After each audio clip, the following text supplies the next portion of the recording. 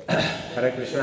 तो आज के हमारे इस इवनिंग प्रोग्राम में सभी भक्तों का स्वागत है। हम आज चैतन्य महाप्रभु के जो षड गोस्वामी हैं उसमें से एक गोस्वामी, उनके बारे में हम चर्चा करेंगे और उनका नाम है रघुनाथ दास गोस्वामी। आप यकीन मानिए, जितना कोई टीवी में या पिक्चर में मज़ा नहीं आता, उससे ज़्यादा आनंद हमको इस कथा में आएगा, ऐसा मेरा विश्वास इसलिए है क्योंकि पिछले बार जब भी हमने भक्तों से इसके बारे में चर्चा की, उनके बारे में बात किया, तो छोटे छोटे बच्चों को ये कथा 5-5 साल के बाद भी याद रही। तो ये भगवान की असीम कृपा है कि ऐसी कथाओं के माध्यम से हमारे अंदर में भक्ति की भावना जागृत होती है और बहुत सारे उनके जो आदर्श है वो हम हमारे जीवन में किस प्रकार से उतार सकते हैं। तो हमको अगर समुद्र पूरा मिला तो उसमें से अगर हमारे अंदर एक बूंद भी आ जाए तो हम अपना जीवन सार्थक समझेंगे, बराबर है।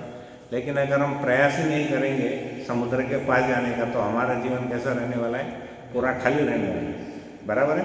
तो हम कोशिश करेंगे कि जो भी हमारे आचार्यों ने, हमारे शिक्षा गुरु ने, दीक्षा गुरु ने इतना कठिन प्रयास करके ये जो भी ज्ञान हासिल किया है और हमको उन्होंने प्रदान किया है गुरु शिष्य परंपरा से, तो हम उसके बारे में कुछ श्रवण करेंगे और कुछ श्रवण करके हम उस पूरे कथा के अंदर से अगर एक भी चीज़ हम आत्मसात करते हैं हमारे जिंदगी के अंदर, तो हमारी जिंदगी धन्य होने ही वाली है, इसमें कोई शंका नहीं है। देखिए, ज़्यादा भक्त रहते हैं तो आनंद आता है कि अरे बहुत भक्त है, कम भक्त है तो ऐसा लगता है अरे चलो क्वालिटी भक्त है, कोई प्रॉब्लम नहीं है। संत तुकाराम और संत नामदेव के जैसी कहानी है। संत तुकाराम की जो पत्नी थी वो बहुत झगड़ालू थी, झगड़ा करती थी।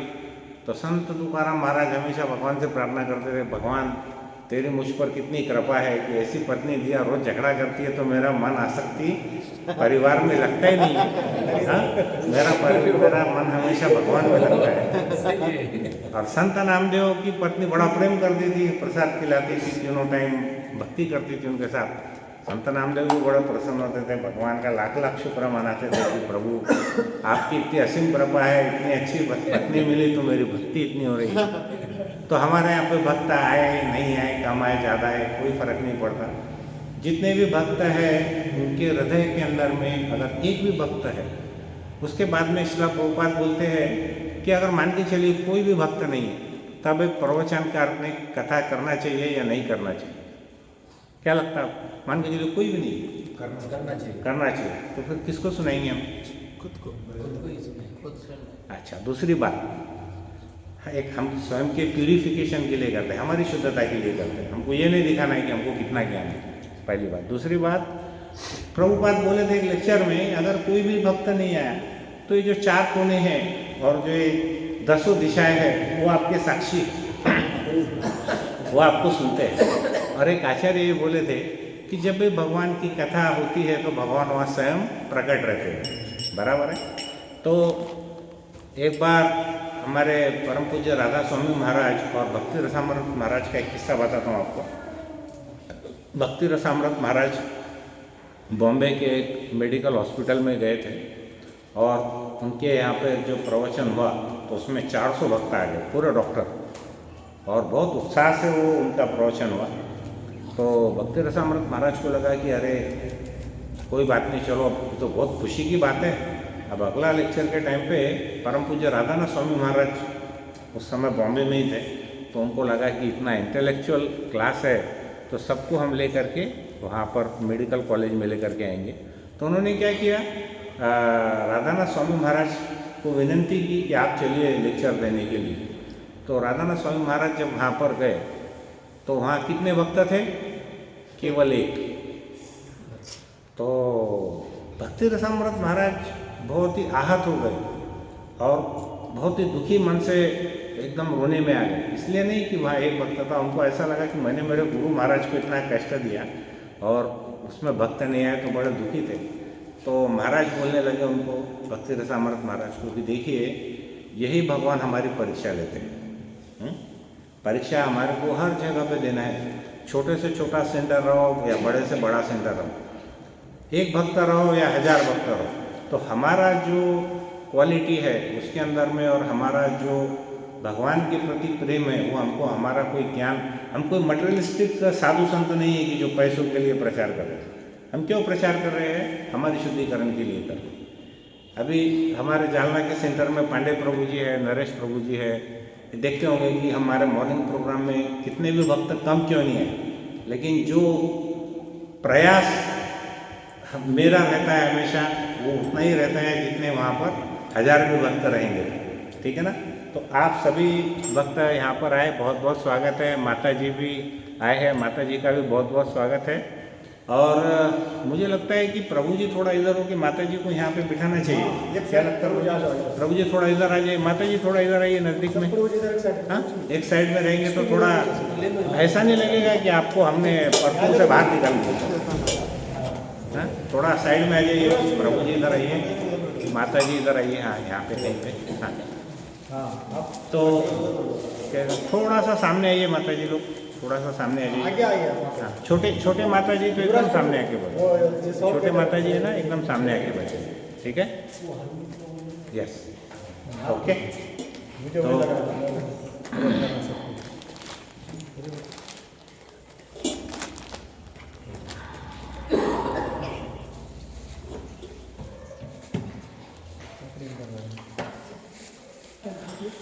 तो आज हमारा प्रोग्राम का टाइम, वैसे अनाउंसमेंट आपका ऑफिशियली 6:30 बजे का था, तो मैंने बाकी के जो भक्त झूमते हैं उनको भी बोला 6:30 से 8:30, लेकिन अब यहाँ पे थोड़ा प्रोग्राम लेट चालू होता है, अभी प्रभु जी ने बताया हमको। तो कोई बात नहीं, कभी भी चालू करेंगे तो उतना देर ज़्यादा बैठना पड़ेगा आपको, उसमें गलती आपकी है, मेरी नहीं है। आपको उतना मुझको सहन करना पड़ेगा, तो आप थोड़ा तैयार हो जाइए उसके लिए। तो अभी हम चर्चा कर रहे हैं भगवान के चैतन्य महाप्रभु। चैतन्य महाप्रभु के बारे में कितने लोगों ने सुना है? हाथ ऊपर करें। चैतन्य महाप्रभु, चैतन्य महाप्रभु कौन है? कौन थे? वे स्वयं भगवान कृष्ण थे, जो कि आज से 500 साल पहले कलकत्ता के पास एक नवद्वीप धाम है, उसमें मायापुर करके जगह है, वहाँ पर उनका अवतरण हुआ था। अभी आप लोग मायापुर यात्रा में कितने लोग जा रहे हैं? हाथ ऊपर करो। मायापुर यात्रा में जाने मई महीने में जा रहे हैं प्रभु जी? कोई आपके यहाँ से? फिलहाल परतुर में कोई नहीं जा रहे? अच्छा, हमारे मंडा से 10 लोग जा रहे हैं। 17 हाँ, 17 हो गया। हाँ, 10 पहले का है, अभी शायद 17 हो गया होंगे। तो शायद ज़्यादा लोगों को पता नहीं है, तो थोड़ा सा मैं बताना चाहता हूँ कि मायापुर में श्री चैतन्य महाप्रभु का अवतरण हुआ था। वो कौन है? स्वयं भगवान कृष्ण हैं, और उनके 6 गोस्वामी थे। गोस्वामी मतलब उनके पार्षद। पार्षद समझता है हमारे खास लोग।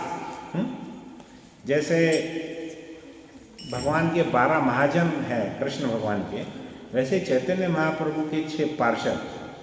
तो जो 6 पार्षद है उनको हम बोलते हैं षड गोस्वामी। षड यानी क्या? 6 गोस्वामी। तो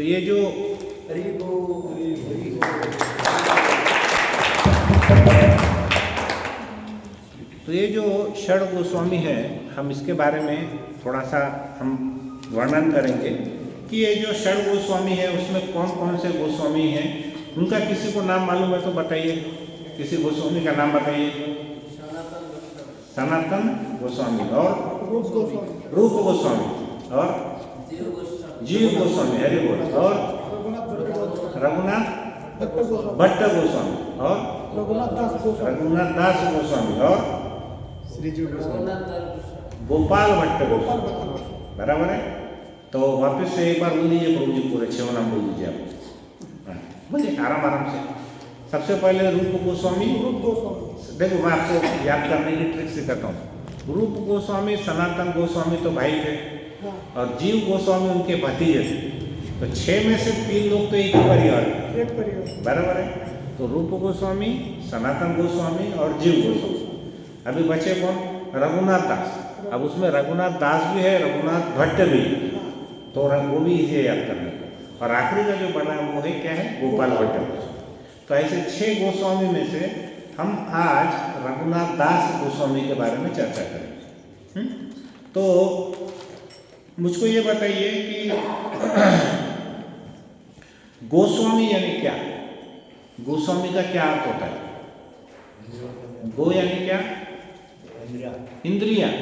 गो यानी इंद्रिया, इंद्रियों का स्वामी। हम मतलब समझ लीजिए काम, क्रोध, मद, लोभ, मोह, मत्सर, हमारी जो इंद्रिया है इसका कंट्रोल करने वाला, उनका जो स्वामी रहेगा वो गोस्वामी है। हम क्या है? गोस्वामी है क्या हम? नहीं। फिर क्या है? गोदास। बराबर है। मन लगा ये चीज़ खाने की है तो होना ही खाने, नियंत्रण है क्या हमारा? नहीं। कोई अच्छी चीज़ देखने की इच्छा होगी तो देखने की इच्छा होगी, चलो कुछ अच्छा सुनने को मिल गया तो हम उसमें जा रहे हैं। तो हम क्या कर रहे हैं? हमारी इंद्रिय तृप्ति के लिए कर रहे हैं। लेकिन जो गोस्वामी थे ये भगवान की इंद्रियों की तुष्टि के लिए कार्य करते थे। दोनों में फर्क ये है, गोस्वामी में और गोदास में। जो माता जी लेट आए उनके लिए बता रहा हूँ कि हम 6 गोस्वामी में से एक गोस्वामी के बारे में आज चर्चा करेंगे। उनका नाम है रघुनाथ दास गोस्वामी। तो रघुनाथ दास गोस्वामी का जन्म 1495 साल में हुआ। कितने साल हो गए बोल दिए? 805 नहीं, 14, 5, 19, 2000, 600 साल हो गए, है ना? 600 साल के करीब। तो 600 साल पहले इनका जन्म हुआ था। और 6 गोस्वामियों में से वो एक गोस्वामी थे। चैतन्य महाप्रभु के जो मुख्य शिष्य थे उनमें से वो एक थे। गोस्वामी मतलब क्या है? जिन्होंने, जो अपने इंद्रियों का स्वामी है, जिन्होंने सभी इंद्रियां अपने वश में कर ली, उसको क्या बोलते हैं हम? गोस्वामी बोलते हैं। और ये जो साधु संत है जो हम लोग देखते हैं, तो ये गोस्वामी उनके ऊपर है या उनके नीचे है? उनका स्तर, उनका लेवल कहाँ है? साधु संतों के भी ऊपर है। ये भगवान के नित्य पार्षद है।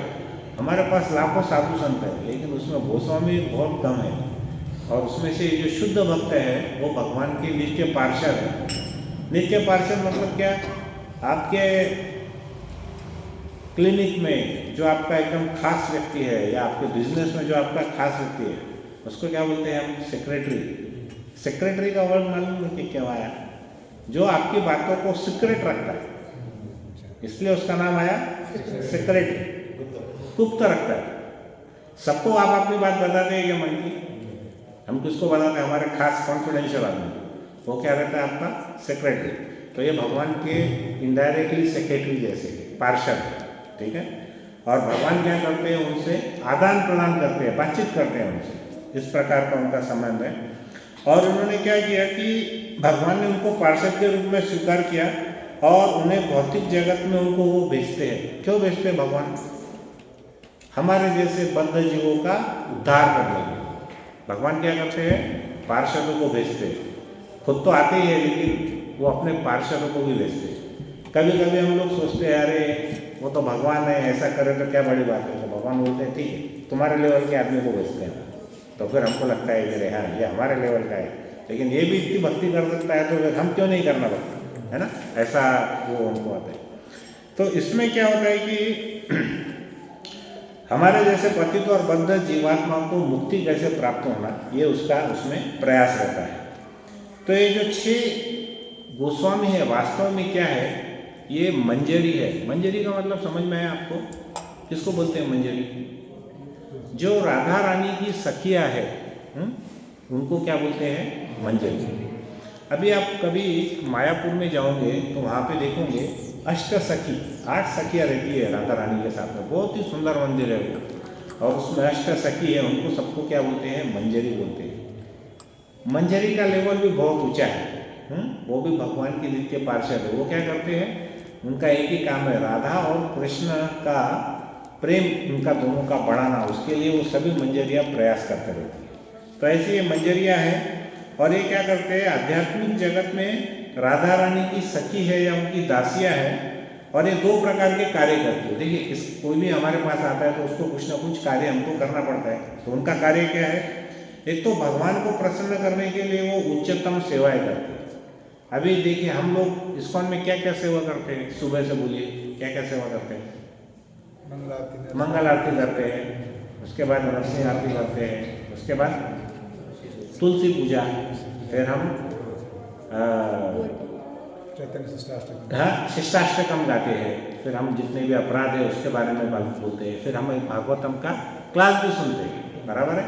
और उसके अलावा क्या करते हैं, सबसे प्रमुख कार्य 16 माला करते हैं, है ना।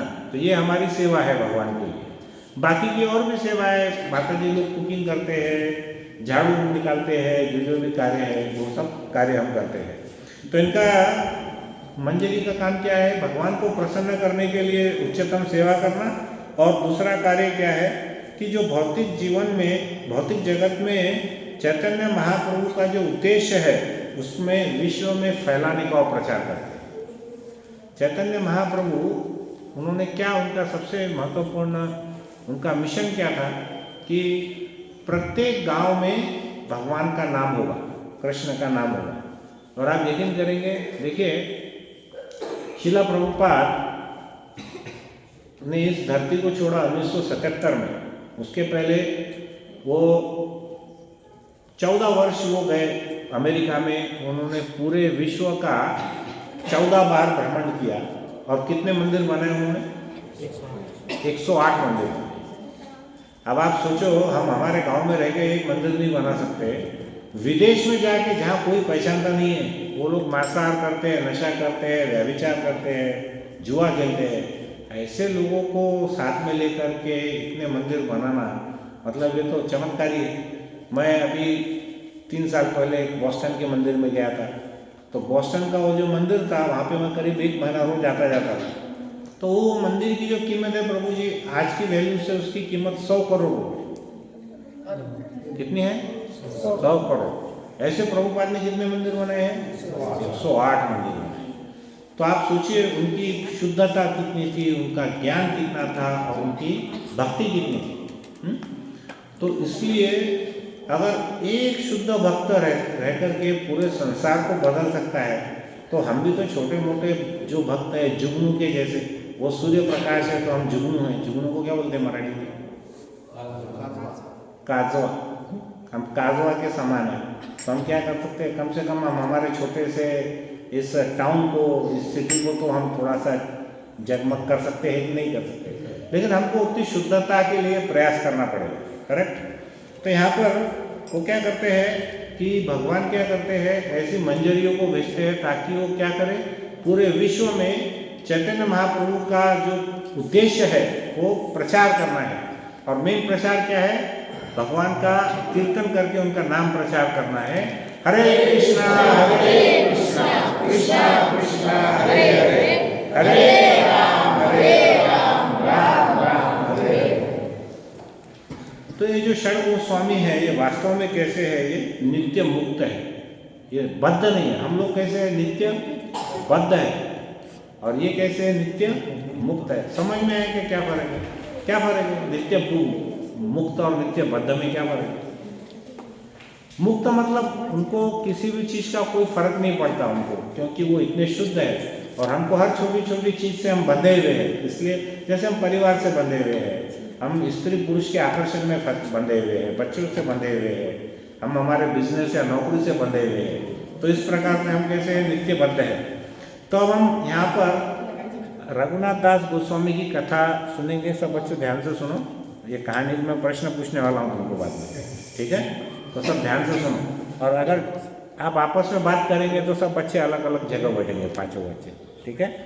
क्योंकजब वो हमारे दूसरे बच्चों को अभी भी याद है 5 साल के बाद एक कहानी, तो आपको भी पूछूंगा मैं 5 साल के, ठीक है? तो सुनिए। तो रघुनाथ दास गोस्वामी का जन्म एक बंगाल में एक जिला सप्तग्राम था, सप्तग्राम में उनका जन्म हुआ। और आज उसको क्या क्या, क्या बोलते हैं, उसको गांव को बोलते हैं कृष्णपुर। क्या बोलते हैं? कृष्णपुर बोलते हैं। तो पश्चिम बंगाल में वो क्या थे, बहुत ही ज़्यादा धनी परिवार में जन्म लिए, बहुत ही ज़्यादा धनी परिवार में जन्म लिए। तो उनको, उनके जो पिता थे उनका नाम था गोवर्धन मजूमदार, और उनके जो बड़े काका थे उनका नाम था हिरण्य मजूमदार। ये एक ही गोस्वामी ऐसे हैं 6 में से कि जो ब्राह्मण नहीं थे। बाकी के जो 5 गोस्वामी हैं वो ब्राह्मण समाज से थे। ये जो प्रभु जी, ये जो हमारे आचार्य थे, ये कायस्थ समाज के थे, मतलब वैश्य समाज के थे ये। और इनका पूरा सप्तग्राम जो जिला था और उसके पास के कई सारे गांव थे, उनमें ये क्या करते थे, वहाँ का जो राजा था नवाब हुसैन शाह, उस समय किसका राज्य था, 600 साल पहले मुसलमान राजा का राज्य था।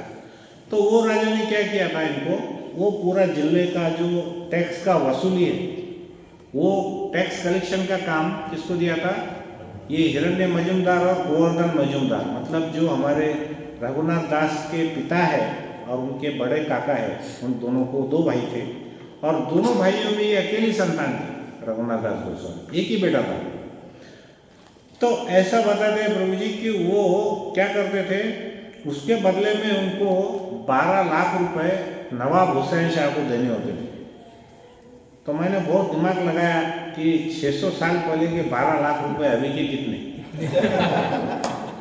प्रभु जी दिमाग लगा, तुमको 12 लाख बोले, ठीक है 12 लाख रुपये आला तर काय थे 12 लाख, जबकि 600 साल पहले के। मैं कैलकुलेशन किया था 3 साल पहले, जब हो रहे थे 4000 करोड़। कितने? 4000 करोड़। तो 4000 करोड़ रुपए वो कलेक्ट करके वहाँ के राजा को देते थे और उसके बाद भी उनके पास में उतना ही धन बचता था।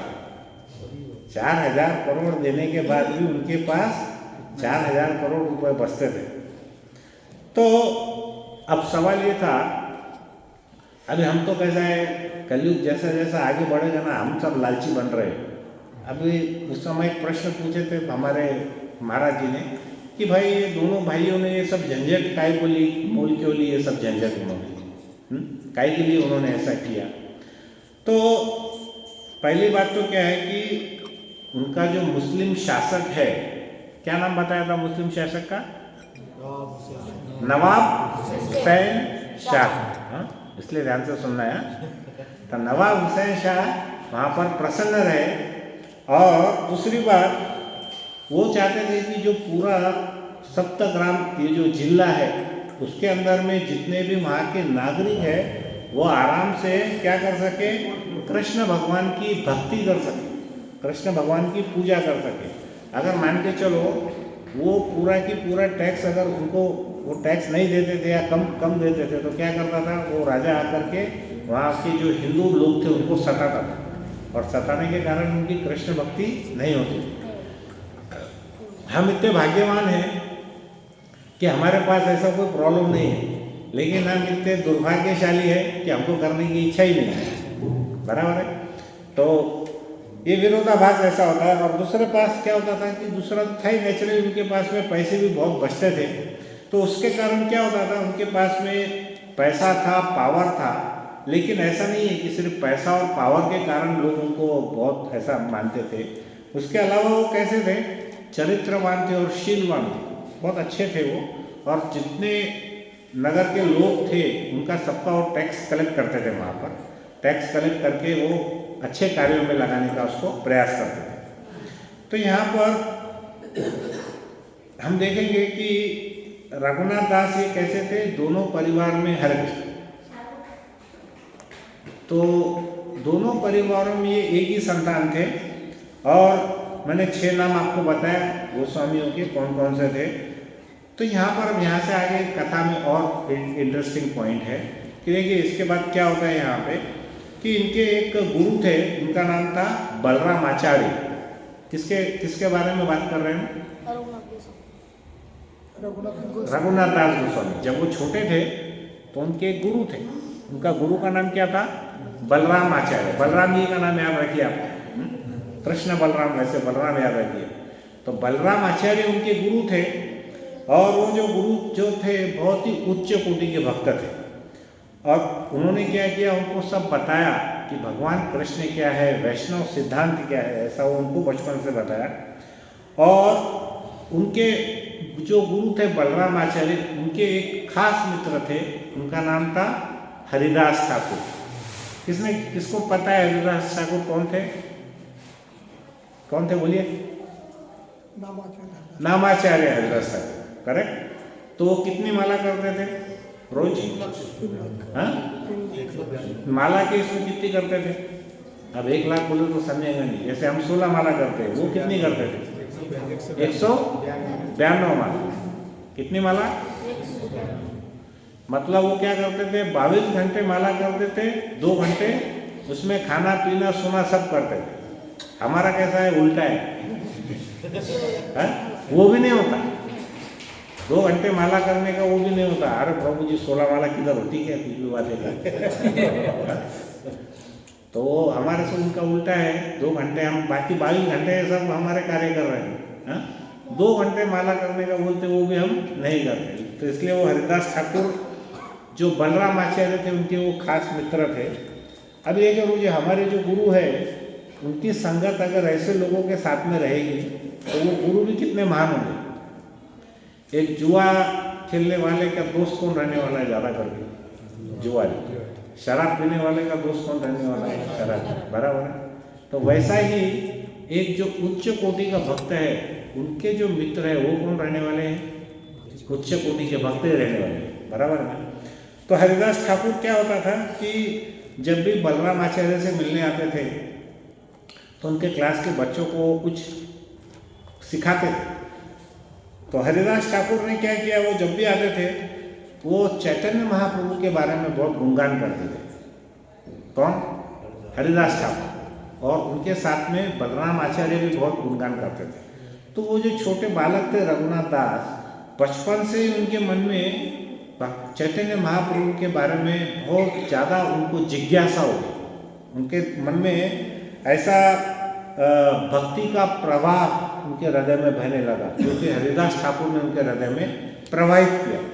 तो जैसे जैसे रघुनाथ किशोर अवस्था में पहुँचे, वैसे वैसे उनके अंदर में क्या हुआ? भक्ति बढ़ने लगी। फिर क्या हुआ?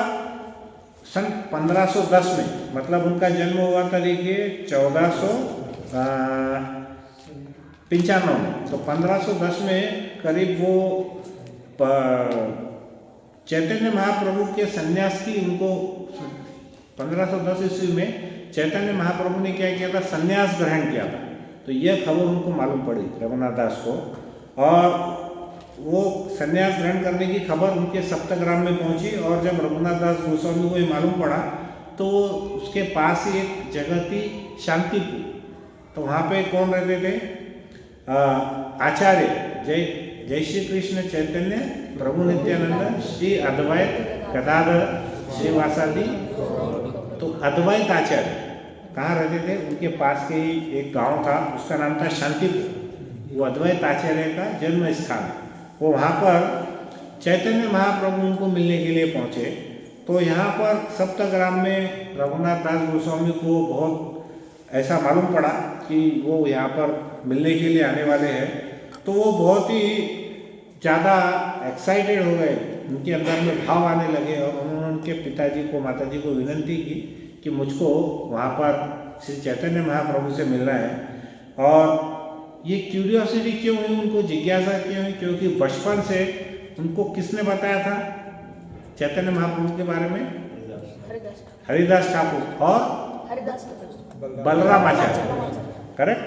तो दोनों ने बचपन से भर भर के उनको चैतन्य महाप्रभु के बारे में बताया था। तो उनके मन में बहुत जिज्ञासा थी कि मैं किसी भी तरीके से क्या करूँगा कि जाऊँगा और उनके दर्शन जरूर करूँगा।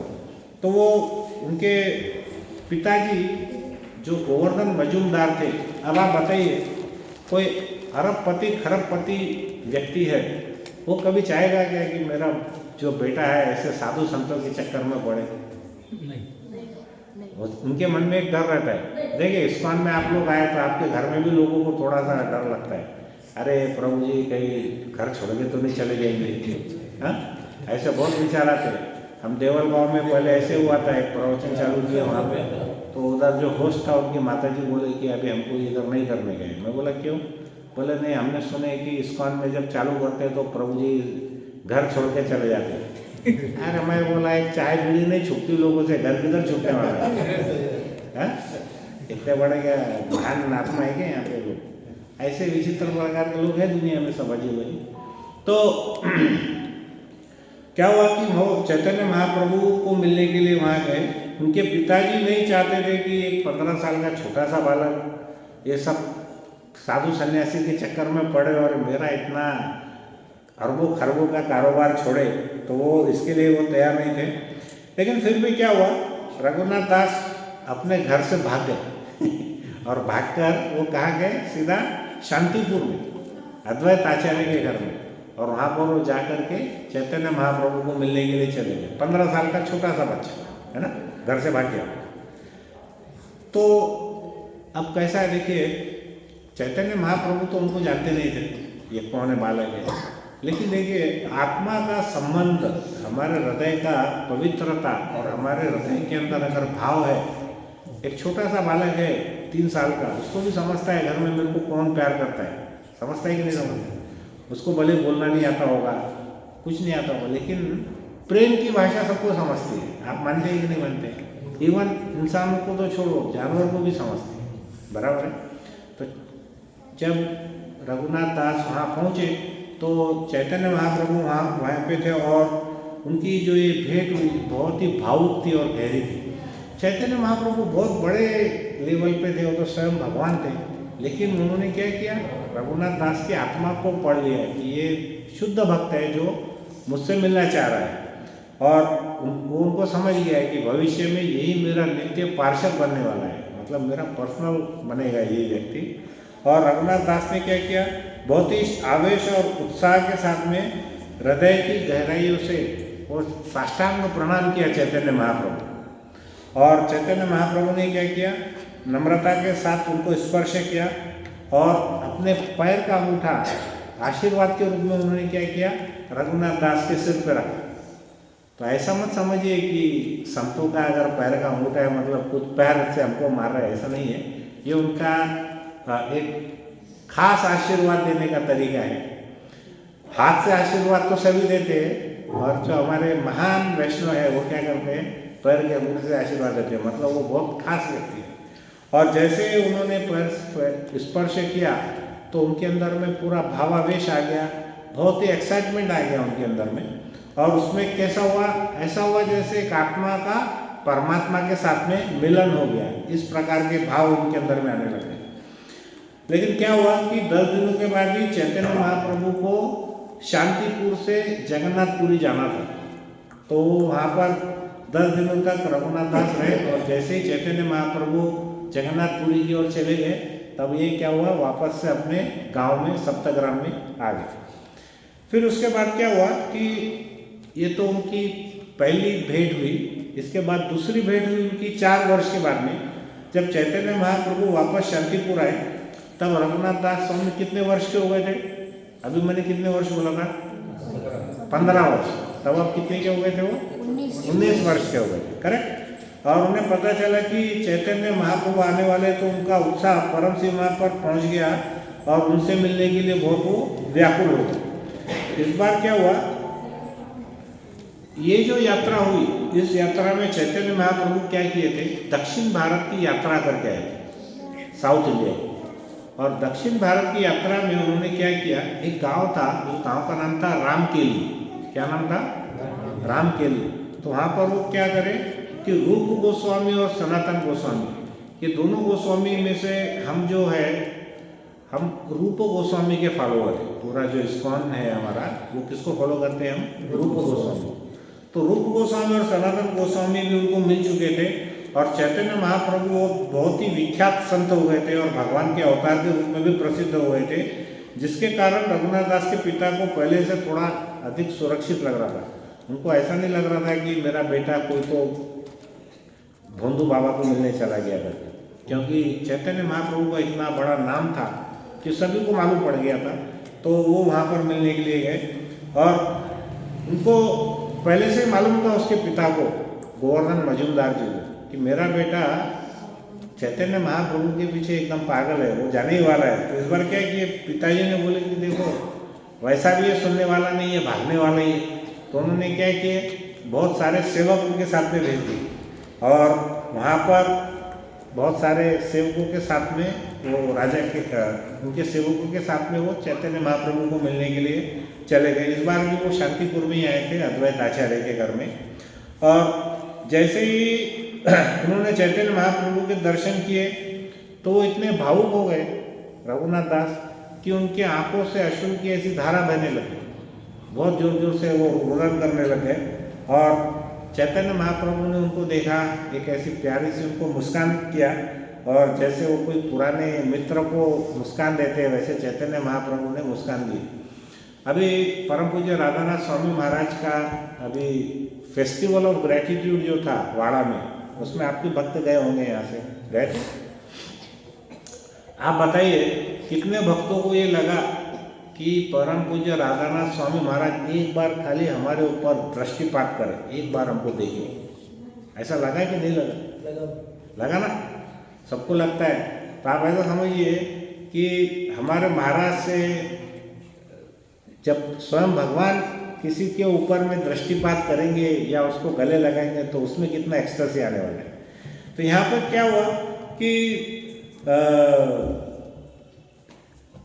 चैतन्य महाप्रभु, उनका जो भाव था, इमोशन था, उसको देख करके उन्होंने बोला कि देखो तुम अभी एक साधारण गृहस्थ के समान रहो, अभी ऐसा मत करो कि तुम यहाँ से भाग रहे वहाँ से भाग रहे, क्योंकि ये जो वैराग्य है ये वैराग्य मरकट वैराग्य के समान।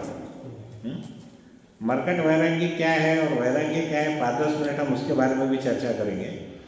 और उन्होंने क्या बोला कि आप एक साधारण गृहस्थ के समान रखो, और जब सही समय आएगा तब भगवान कृष्ण तुमको बताएंगे कि संन्यास कब लेना है, बराबर है।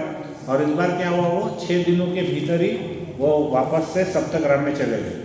देखिए वैराग्य के बारे में थोड़ा सा सुनिए, हमारे शास्त्र में बहुत बार बोलते हैं कि वैराग्य लेना है, वैराग्य लेना है, बराबर है। तो यहाँ पर श्रील प्रभुपाद ने 3 प्रकार के वैराग्य बताए।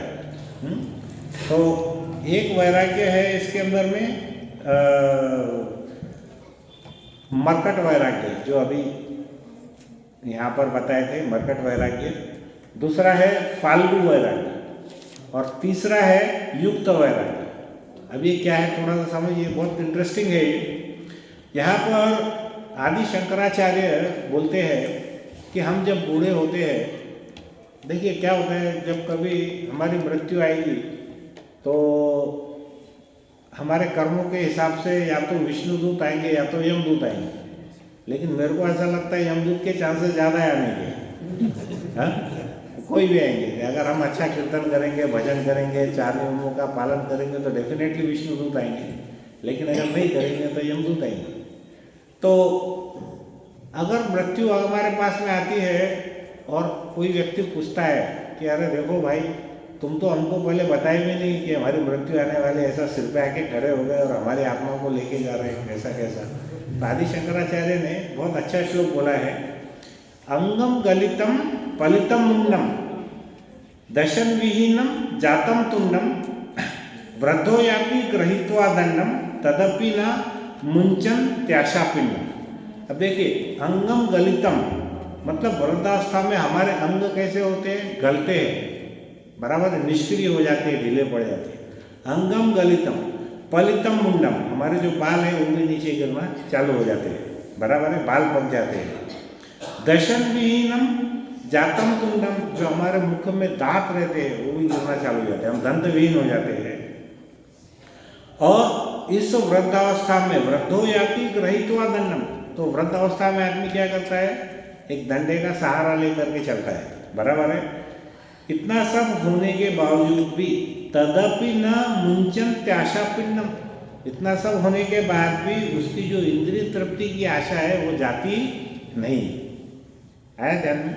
मतलब वृद्धावस्था में भगवान हमको सब सिग्नल भेज रहे हैं, अरे देखो भाई तुम्हारा शरीर ढीला हो गया, बाल नीचे गिर रहे, दांत नीचे गिर रहे, तुम लकड़ी को टेक टेक के चल रहे, लेकिन हमारी इंद्रिया अभी भी अरे कुछ भी मिलेगा तो उसमें मजा कैसा लेना, बस उसमें घूम रही है, बराबर है ना।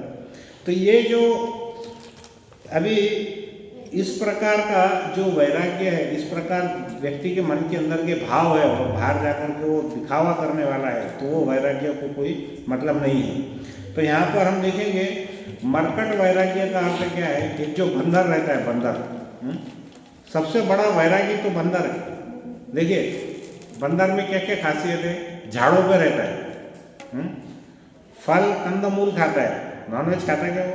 नहीं खाता, बराबर है। अच्छा, शुद्ध शाकाहारी है और उसका कोई घर भी नहीं रहता, एक झाड़ से दूसरे झाड़ से, दूसरे झाड़ से तीसरे झाड़ पर रहता है, जाता है। और उसको लेकिन कितनी उसके पास में स्त्रियाँ रहती है? 3 दर्जन। एक बंदर के पास में कितनी स्त्रियाँ रहती है? 3 दर्जन स्त्रियाँ रहती है। तो वो वैराग्य कैसा है? मरकट वैराग्य है। बाहर से दिख रहा ऐसा है कि जैसे बहुत बड़ा सन्यासी है, लेकिन उसमें इंद्रिय तृप्ति की इच्छा कितनी प्रबल है, बराबर है ना। उसी प्रकार से देखते हैं हम लोग शमशान भूमि में जाते हैं। शमशान भूमि में जब चिता जलते रहती है तो हमारे मन में विचार आता है, क्या विचार आता है? अरे देखो ये व्यक्ति कितना अच्छा था, एक दिन हमको भी यहीं आना है, ज़िंदगी तो बहुत छोटी है, अभी तो हमारा भी समय आने वाला है, अभी हम सब गलत काम बंद करेंगे, ईमानदारी से काम करेंगे, भगवान का नाम लेंगे, ऐसा सब करता है। जैसे वो शमशान से निकल के बाहर आता है, जो सामने आदमी मिलता है, अरे मेरा 1000 रुपये बाकी देना भैया, हाँ बराबर है। ये शमशान वैराग्य थोड़ी देर के लिए आता है, प्रवचन सुनेंगे, थोड़ा एक्साइटेड होंगे, हम बहुत बड़ी बड़ी बातें करेंगे, लेकिन उसको एग्जीक्यूट करना बहुत मुश्किल है, बराबर है। तो फिर हमको कैसा वैराग्य करना है? युक्त वैराग्य करना है। युक्त वैराग्य मतलब कैसा है कि रूप गोस्वामी कहते हैं कि जब हम भौतिक जगत में हैं तो हमको काम तो करना ही पड़ेगा, लेकिन जो हम कर्म करते हैं उसका फल हमको भगवान को चढ़ाना है, बराबर है। भगवद गीता में बार बार बोला गया है कि कर्म का फल किसको देना है? भगवान को देना है, ताकि हम उसके साथ में आसक्त नहीं हो सकते, बराबर है। अब मान के चलिए, देखिए एक वैराग्य और है, उसको बोलते हैं फाल्गु वैराग्य। फाल्गु शब्द का मतलब क्या है कि कृत्रिम रूप से सभी वस्तुओं का त्याग करना, आर्टिफिशियल रूप से। मन में इच्छा है उसको भोगने की, लेकिन जबरदस्ती उसको त्याग करना है। तो फाल्गु वैराग्य कैसा है? नीचे स्तर का वैराग्य है। जो फाल्गु वैराग्य वो क्या सोचता है कि मैं खुद ही भगवान बन जाऊँ, है ना। कितने सारे हैं ऐसे यहाँ पे भारत में। प्रभुपाद जब अमेरिका में गए थे तो उनको पूछा कि आप कौन हैं, तो बोले मैं भगवान के दासों का दास हूँ। तो कुछ अमेरिकन बोले आप पहले व्यक्ति है जो ऐसा बोल रहे हैं। आपके भारत से जितने भी लोग यहाँ आते हैं वो क्या बोलते हैं? मैं स्वयं भगवान हूँ, तुम सब मेरा भक्त है, यह जितना भी मैं कर रहा हूँ मेरी लीला है। तो ये जो वैराग्य का जो टाइप है उसको बोलते हैं फाल्गु वैराग्य। फाल्गु शब्द कहाँ से आया कि बिहार राज्य में एक गया करके सिटी है, और गया शहर के अंदर एक नदी है, उस नदी का नाम है फाल्गु नदी। तो वो नदी की क्या विशेषता है कि ऊपर से सब रेत ही रेत है, उसके अंदर हाथ डालो तो पानी, मतलब बाहर से कुछ और अंदर से कुछ। तो वो वैराग्य क्या है? फाल्गु वैराग्य। तो कृत्रिम वैराग्य है, दिल से नहीं है, दिल से हमारी भावना नहीं है भगवान की भक्ति करने की, खाली दिखावा की। तो ये इस टाइप का जो वैराग्य है, उन्होंने क्या किया, चैतन्य महाप्रभु ने बोला कि फाल्गु वैराग्य नहीं करना है, मरकट वैराग्य नहीं करना है बंदर के जैसा। तो उन्होंने रघुनाथ दास को बोला कि आप क्या करो कि जो भी वैराग्य आप अभी सब करो मत, आप अच्छे तरह से घर में एक गृहस्थ के जैसा रहो, और दिखावा मत करो। तो इस बार रघुनाथ गोस्वामी ने भी क्या किया, चैतन्य महाप्रभु की बात बहुत गंभीरता से ली, और वो क्या किए, अपने घर पे चले गए, और उनके घर पे उनकी जो पिता ने शादी की थी वो बहुत ही ज़्यादा सुंदर युवती थी। ऐसा बोलते हैं कि वो कोई अप्सरा के समान सुंदर युवती थी जिससे उनकी शादी हुई थी। और उसके बाद में क्या हुआ कि रघुनाथ दास गोस्वामी के जो गांव था वहाँ पर एक उनका एक ऐसा व्यक्ति था जो ये दोनों मजूमदार लोगों के साथ में बहुत ही ईर्ष्या करता। तो उसने क्या किया कि सब वो जो पुराना व्यक्ति था, अब देखिए कोई व्यक्ति को 12 लाख रुपए अगर साल के बचते हैं, जिसकी कीमत कितनी है, 4000 करोड़। तो उनका जो कॉम्पिटिटर था, पहले जो उनके पहले टैक्स कलेक्ट करता था, वो बहुत ही ईर्ष्या करने लगा इनसे। क्यों ईर्ष्या करने लगा कि उसने क्या किया कि वो नवाब हुसैन शाह को जाकर के उनकी कंप्लेन की, चुगली की। क्या चुगली की उसने बोला कि देखो ये जो मजूमदार लोग हैं आपको कितना रुपया देते हैं, सिर्फ 12 लाख देते हैं और उतना ही पैसा वो खुद के पास भी रखते हैं। तो उससे क्या होगा कि ये जो मजूमदार है ये बहुत शक्तिशाली बन जाएंगे और आगे क्या होगा, आपके राज्य को खतरा हो सकता है। ऐसा उन्होंने क्या किया, नवाब हुसैन शाह के दिमाग में भर दिया।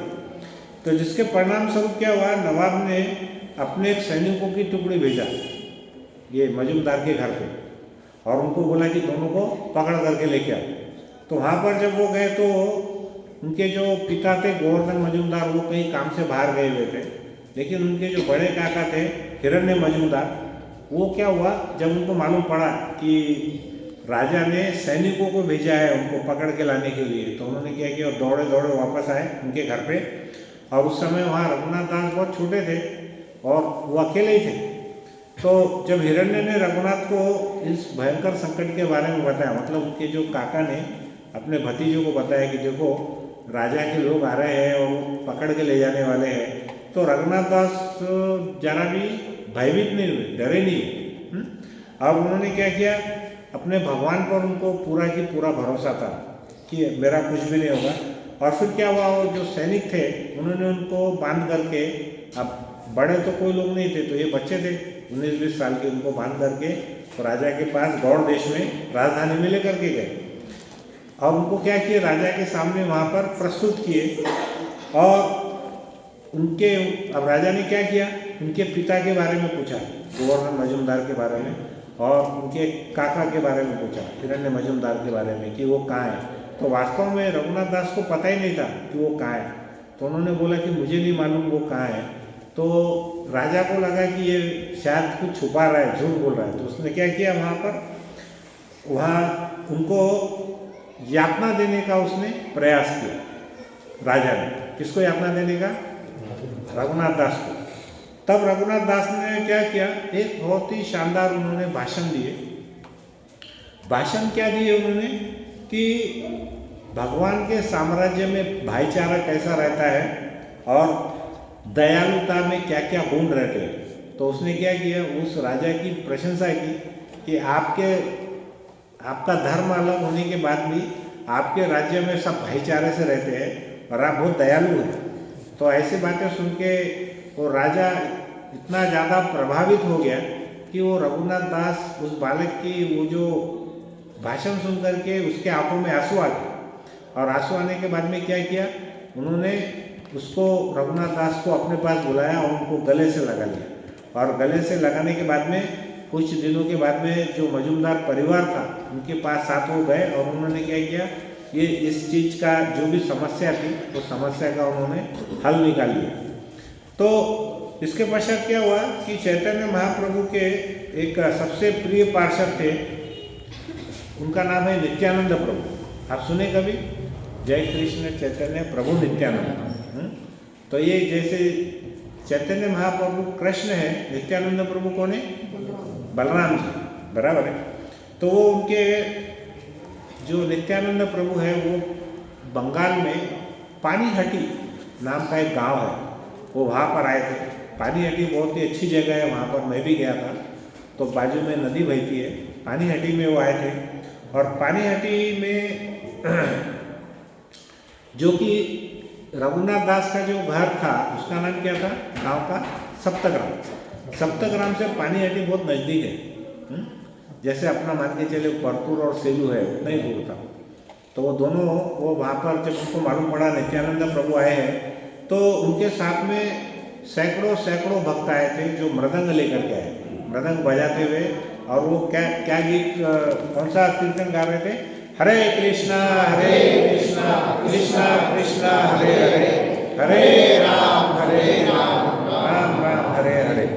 तो ऐसा वो कीर्तन करते करते वो लोग सब वहाँ पर पानीहट्टी में उन्होंने प्रवेश किया और उन्होंने वहाँ पर बहुत अच्छा नृत्य किया। और ये सब करते करते उनको कितने महीने बीत गए? वहाँ पर 3 महीने बीत गए। वो वहीं पे थे पानीहट्टी में, नित्यानंद प्रभु के साथ जितने पार्षद आए थे। जब रघुनाथ दास ने नित्यानंद प्रभु का ये कार्यक्रम के बारे में सुना तो उनको ये पता चला कि नित्यानंद प्रभु कौन है? चैतन्य महाप्रभु के खास विशेष पार्षद।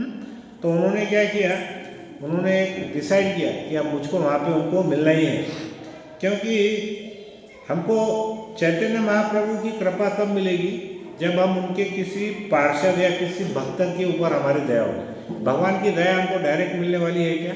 नहीं।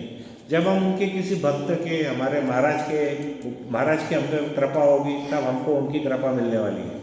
प्रधानमंत्री मोदी जी को मिलने गए तो सीधा गाड़ी उठाए चले वहाँ पे, ऐसा होने वाला है? आ गए अपना उधर प्राइम मिनिस्टर के घर पे, गाड़ी पार्क किए, बैठा चाहे मोदी साहब, ऐसा तुमको मिलने देगा कोई? नहीं। तुमको प्रॉपर आना पड़ेगा, है ना। तुम्हारे यहाँ के MLA लेके जाएंगे तो मिनिस्टर के पास, मिनिस्टर जाएगा कैबिनेट में, कैबिनेट वाला जाएगा वहाँ, फिर उनको टाइम देंगे, वो भी बोल देंगे पहले अरे 5 मिनट के लिए मिल सकते तुम। फिर तुम वहाँ जाएंगे तो 5 मिनट में उधर 500 लोग रहते, वो 5 ही मिनट में निपटा देते हो, है ना। तो वैसा यहाँ पर हमको भगवान की अगर कृपा चाहिए तो भगवान के भक्तों की कृपा हमारे ऊपर में पहले होना चाहिए। तो रघुनाथ दास ने सोचा कि मैं डायरेक्ट चैतन्य महाप्रभु को तो मिल नहीं सकता, मैं नित्यानंद प्रभु को मिल करके मैं मेरी जो व्यथा है, मेरी जो तकलीफ है, मैं उनको बताऊंगा।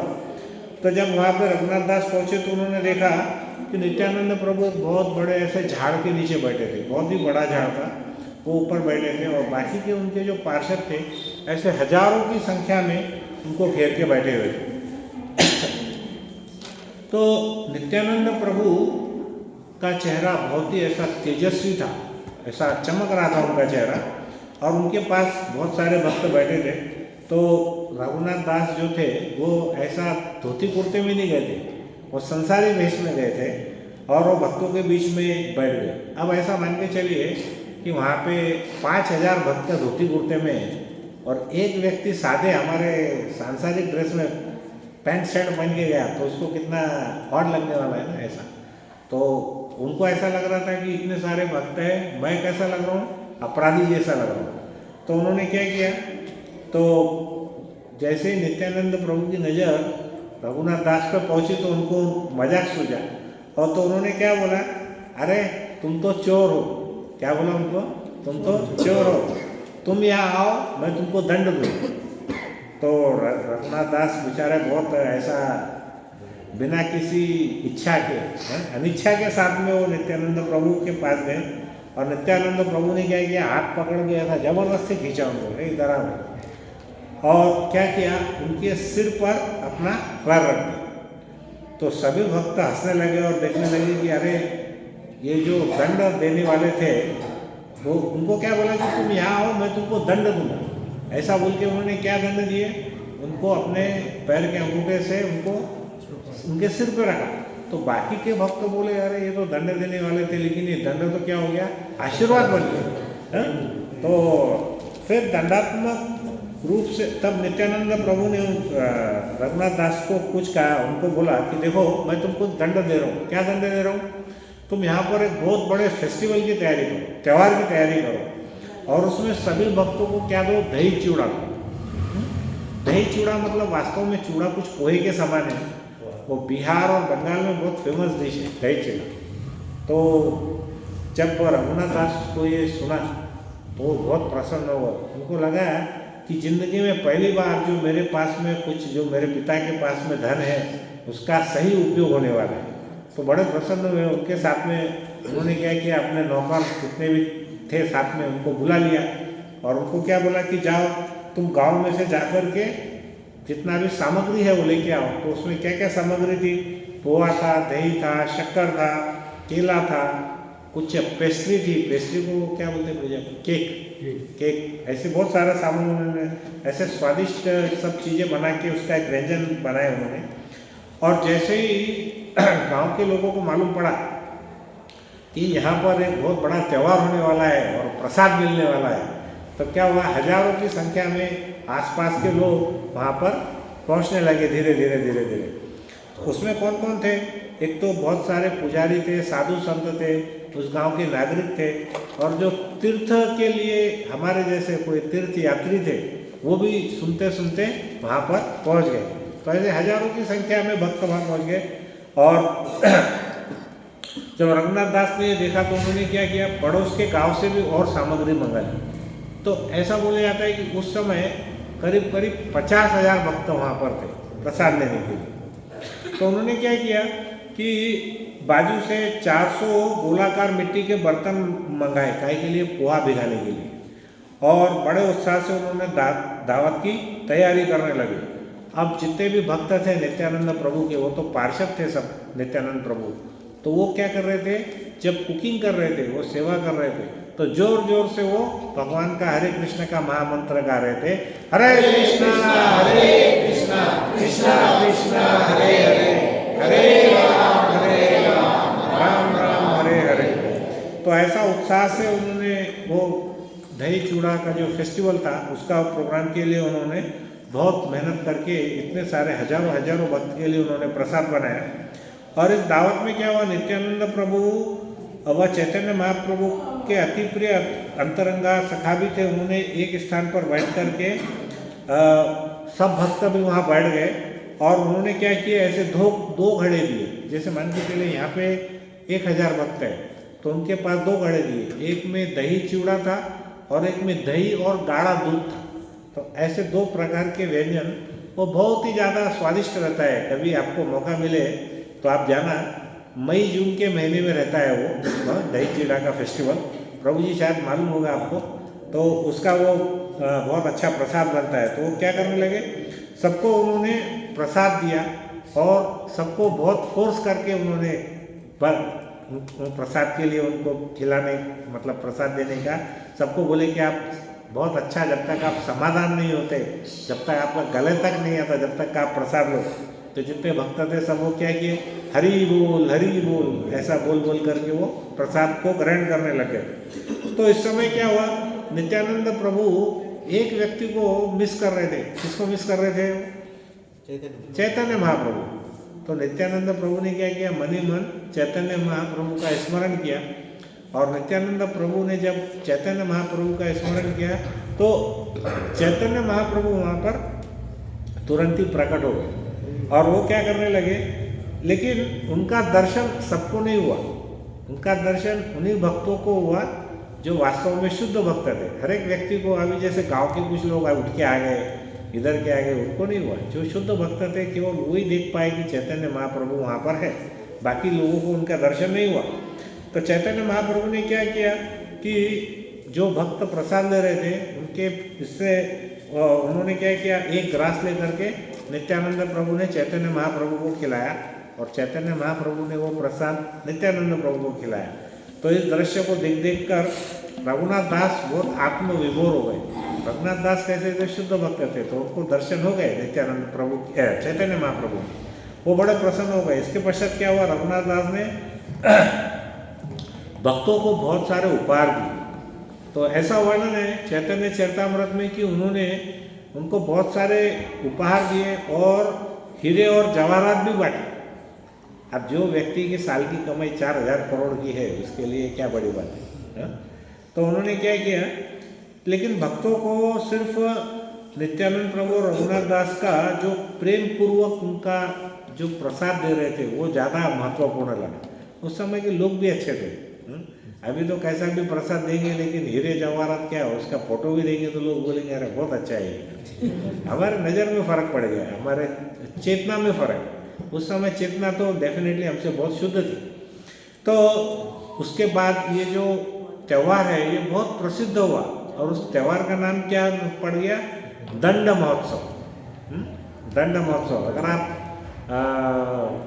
बंगाल में जाएंगे, उड़ीसा में जाएंगे, बिहार में जाएंगे तो दंड महोत्सव सबको पता है वहाँ ये जो त्यौहार है।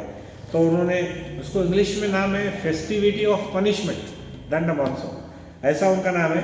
तो आज भी जब भी पानीहाटी में लोग जाते हैं तो मई जून के महीने में जो पूर्णिमा आती है, उस पूर्णिमा के अंदर में ये दंड महोत्सव का त्यौहार होता है।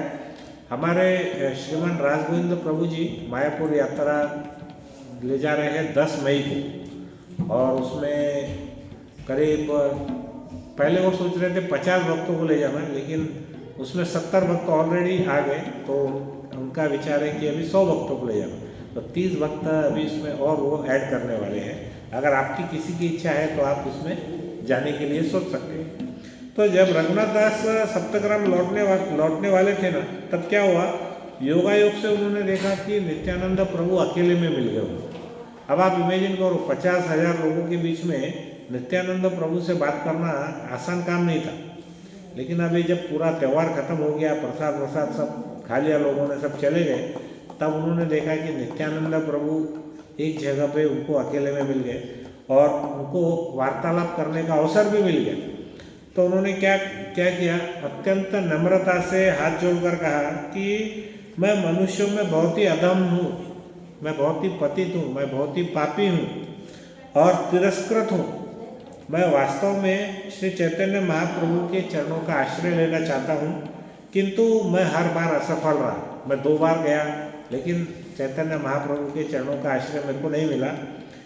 तो वो अत्यंत नम्रता से बोले कि जिस प्रकार एक ठिगना व्यक्ति, उसको बोलते हैं बौना, है ना, ठिगना, जिसकी हाइट कम रहती है, वो अगर चांद को छूने का प्रयास करता है, तो मेरे लिए वैसा ही है। मैं एकदम छोटा व्यक्ति हूँ, छोटे कद का, और मैं क्या कर रहा हूँ, जो चैतन्य महाप्रभु है वो उनकी ऊंचाई कैसी है, चांद के समान है। तो मैं उनको छूने की कोशिश कर रहा हूँ, लेकिन मैं बहुत बार अपने घर से, परिवार से भाग करके, उनको घर को त्याग करके उनको मिलने की कोशिश की, किंतु मेरे माता पिता ने मुझको बांध करके रखा है।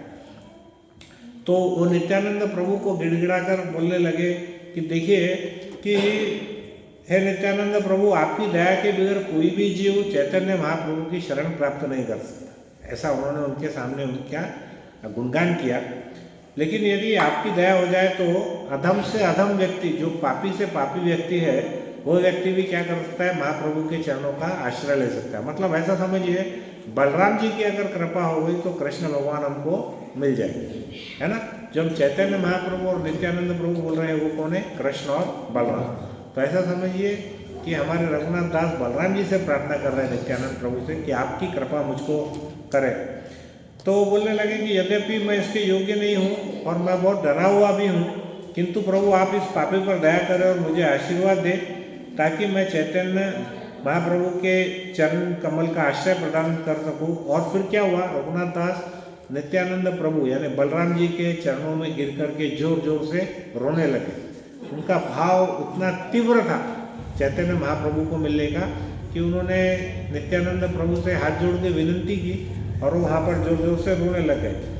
तब क्या हुआ, बलराम जी जो नित्यानंद प्रभु है, उन्होंने क्या किया, पुनः उनके सिर पर अपना अंगूठा रखा और उन्होंने क्या किया कि उनके दिल से जो करुणा भरी उनकी प्रार्थना थी वो उन्होंने सुना और उन्होंने क्या किया, आसपास के सभी भक्तों को बुलाया और सब भक्तों को बुला करके नित्यानंद प्रभु ने क्या कहा रघुनाथ दास के बारे में, वो इम्पोर्टेंट है। उन्होंने बोला कि देखो, रघुनाथ दास के पास जो भौतिक ऐश्वर्य है वो तो स्वर्ग के राजा इंद्र के बराबर है। इतना धनी व्यक्ति है वो कि उसके पास ऐश्वर्य किसके समान है, इंद्र के समान है, जो कि स्वर्ग का राजा है। किंतु श्री चैतन्य महाप्रभु की इन पर इतनी असीम कृपा है कि उन्हें यह स्वर्ग समान असीम ऐश्वर्य और दूसरी भौतिक भोग इनको अच्छा नहीं लगता। उनको इंटरेस्ट था क्या भौतिक भोग में, तो बोल रहे हैं कि चैतन्य महाप्रभु की इन पर कृपा है। देखिए, जब तक हम पर भगवान की कृपा नहीं होगी, हमारा जो अटैचमेंट है, जो आसक्ति है, वो छूटने वाली नहीं है। तो इसलिए भक्तों, आप सभी रघुनाथ दास पर दयावान रहे और इनको आशीर्वाद दें, ताकि बहुत ही शीघ्र ये चैतन्य महाप्रभु के चरण कमलों में जाकर के आश्रय ग्रहण कर सके। तो ऐसा नित्यानंद प्रभु ने सभी भक्तों को बुला करके बोला कि आप सब प्रार्थना करो, किसके लिए, रघुनाथ दास के लिए, ताकि इसको चैतन्य महाप्रभु का आश्रय मिले। फिर उन्होंने क्या किया, रघुनाथ दास को अपने पास बुलाया और आशीर्वाद दे करके उनको कहा कि रघुनाथ, क्या तुम्हें पता है कि स्वयं चैतन्य महाप्रभु इस त्यौहार में प्रकट हुए हैं और तुमने जो ये प्रसाद अपने हाथों से बनाया है, वो प्रसाद उन्होंने स्वयं स्वीकार किया है, ग्रहण किया है। तो ऐसा सुनने के बाद में वो बहुत ही ज़्यादा प्रसन्न हो गए और उन्होंने रघुनाथ दास से कहा कि भविष्य में मैं चैतन्य महाप्रभु से तुम्हारे संपूर्ण रूप से अपनी शरण तुमको देने वाले हैं।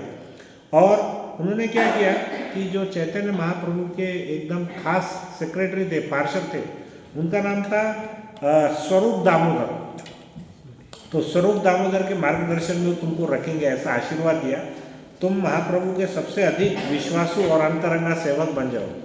तो मान के चलिए हमारे महाराज परम पूज्य राधानाथ स्वामी के कोई अगर एक व्यक्ति बहुत ही खास है उनका, तो बाकी सारे भक्तों को लगता है कि अरे ये कितना महान व्यक्ति है और कितना इसके ऊपर भगवान की कृपा है कि इसके साथ में सब लोग यहाँ पर वो जा रहे हैं करके महाराज के साथ में। तो वैसा क्या हुआ कि ऐसा सब सुनने के बाद में फिर रघुनाथ दास बड़े प्रसन्न हुए और वो क्या हुआ, बिना किसी रोक टोक के फिर वो संतुष्ट होकर के सप्तग्राम चले गए। क्यों चले गए?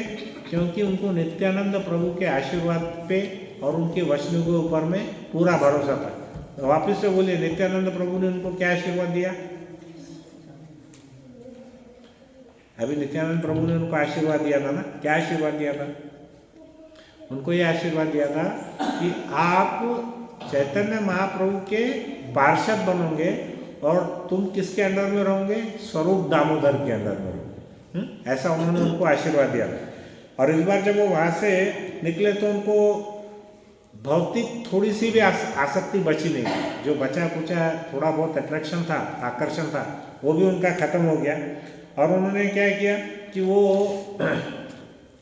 इस प्रकार से वहाँ पर एक नाटक करने लगे। देखिए, हम जब हरे कृष्ण में आते हैं तो बहुत सारे लोग पूछते हैं कि हमको एक गृहस्थ ने कैसा जीवन बिताना चाहिए। अगर मान के चलिए जो भी प्रभु जी और माता जी है वो ऐसा बताने लग गए कि हम बहुत बड़े महान भक्त हैं, प्रभु जी को ऐसा बताने लग गए सबको कि अरे मेरे जितनी तो कोई भक्ति नहीं करता, तो उससे क्या प्रॉब्लम होता है? कुछ अच्छा, पहली बात तो उससे प्रॉब्लम होता है या नहीं होता है? आप ऐसा बताने लगे सबको मैं बहुत बड़ा भक्त हूँ, तो प्रॉब्लम होता है कि नहीं होता है? आपके जो मित्र थे 10 साल पहले वो अभी आपके साथ में आते हैं कि नहीं? वो क्या बोलते हैं, अरे पागल हो गया, काम धंधे को लगे। हाँ, बोलते हैं कि नहीं बोलते? नहीं बोलते हैं तो तुम में प्रॉब्लम है। हाँ, बोलते हैं इसका मतलब तुम अच्छा काम कर रहे हो।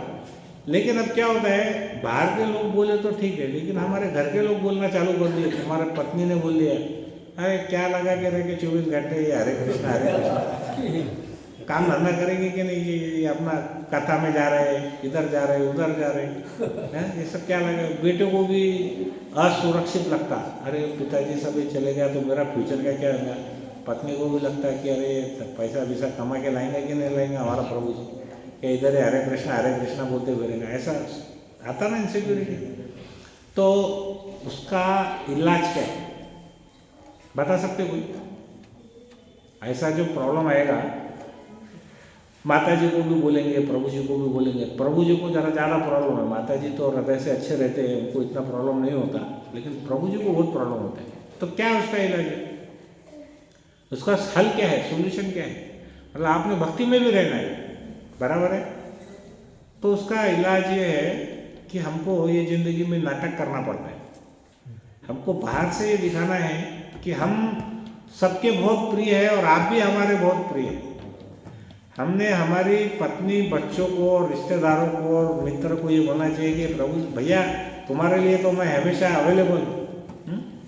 लेकिन करना वही है जो हमको सही लगता है, जो हमको शास्त्र बताते हैं, साधु बताते हैं, साधु शास्त्र और हमारे गुरु बताते हैं, हमको वही करना है।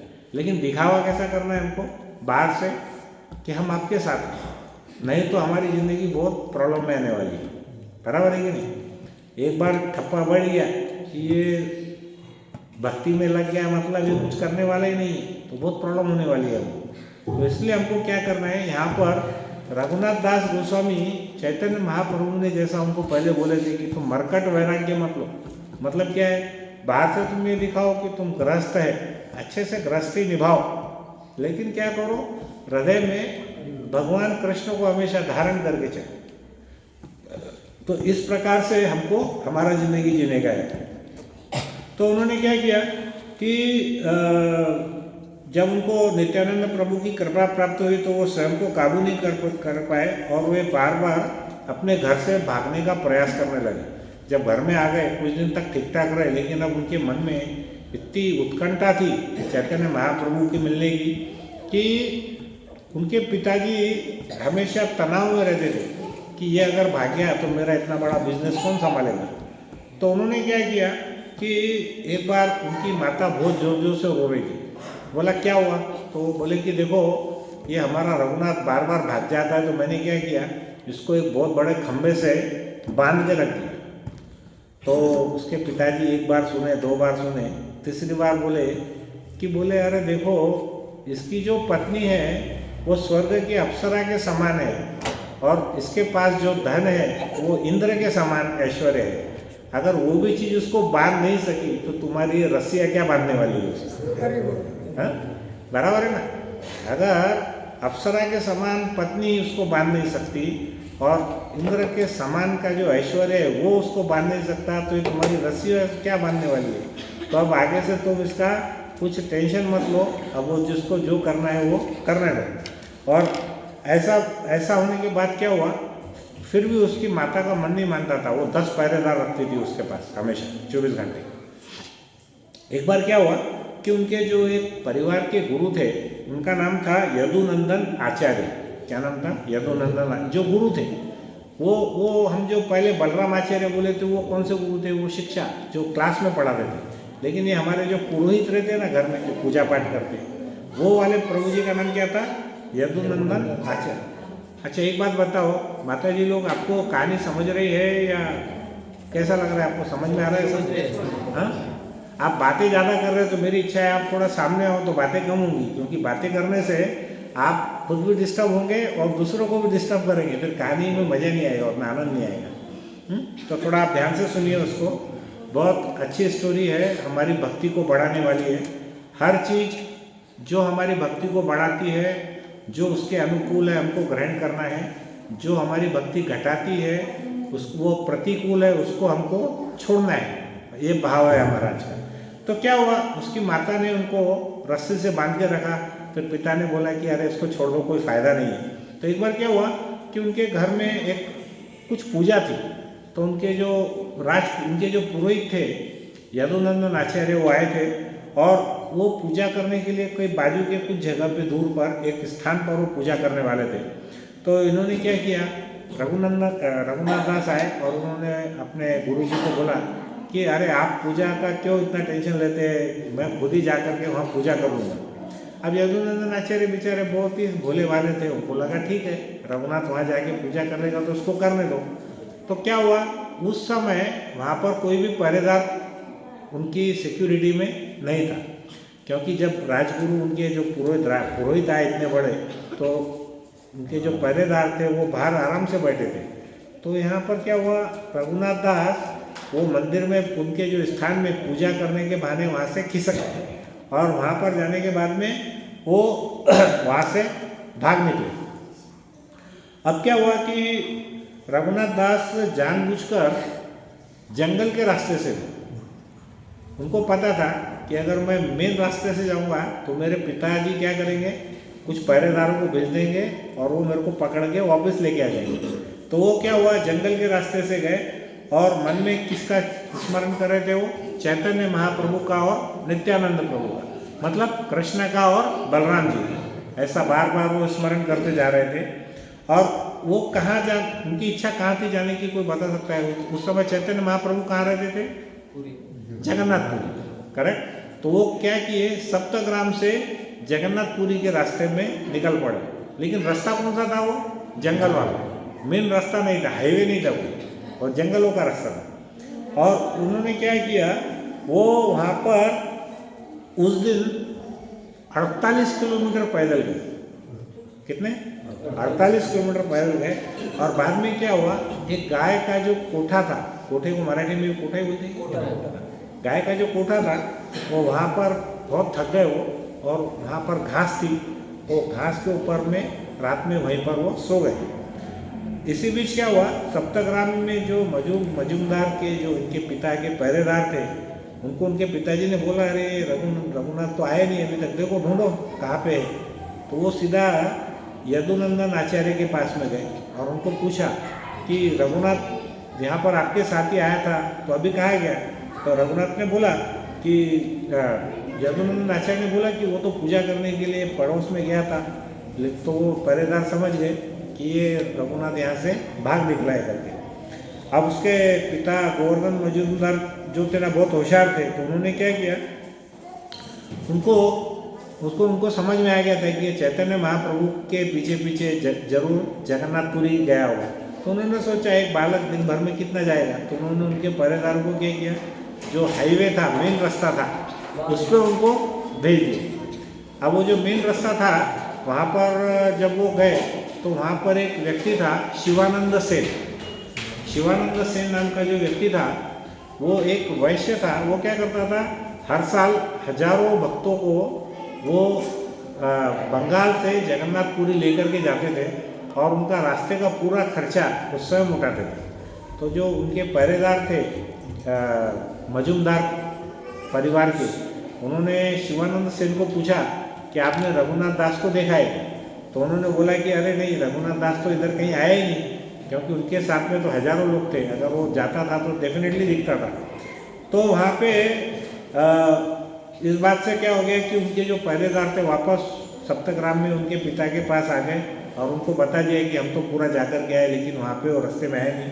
तो उनके जो पिताजी थे वो माता पिता बहुत दुखी हो गए और उनको लगा कि पता नहीं फिर कहाँ गया, कि कहीं जख्मी हो गया या कुछ एक्सीडेंट हो गया उसका। ऐसे अलग अलग प्रकार के उनके मन में विचार आने लगे।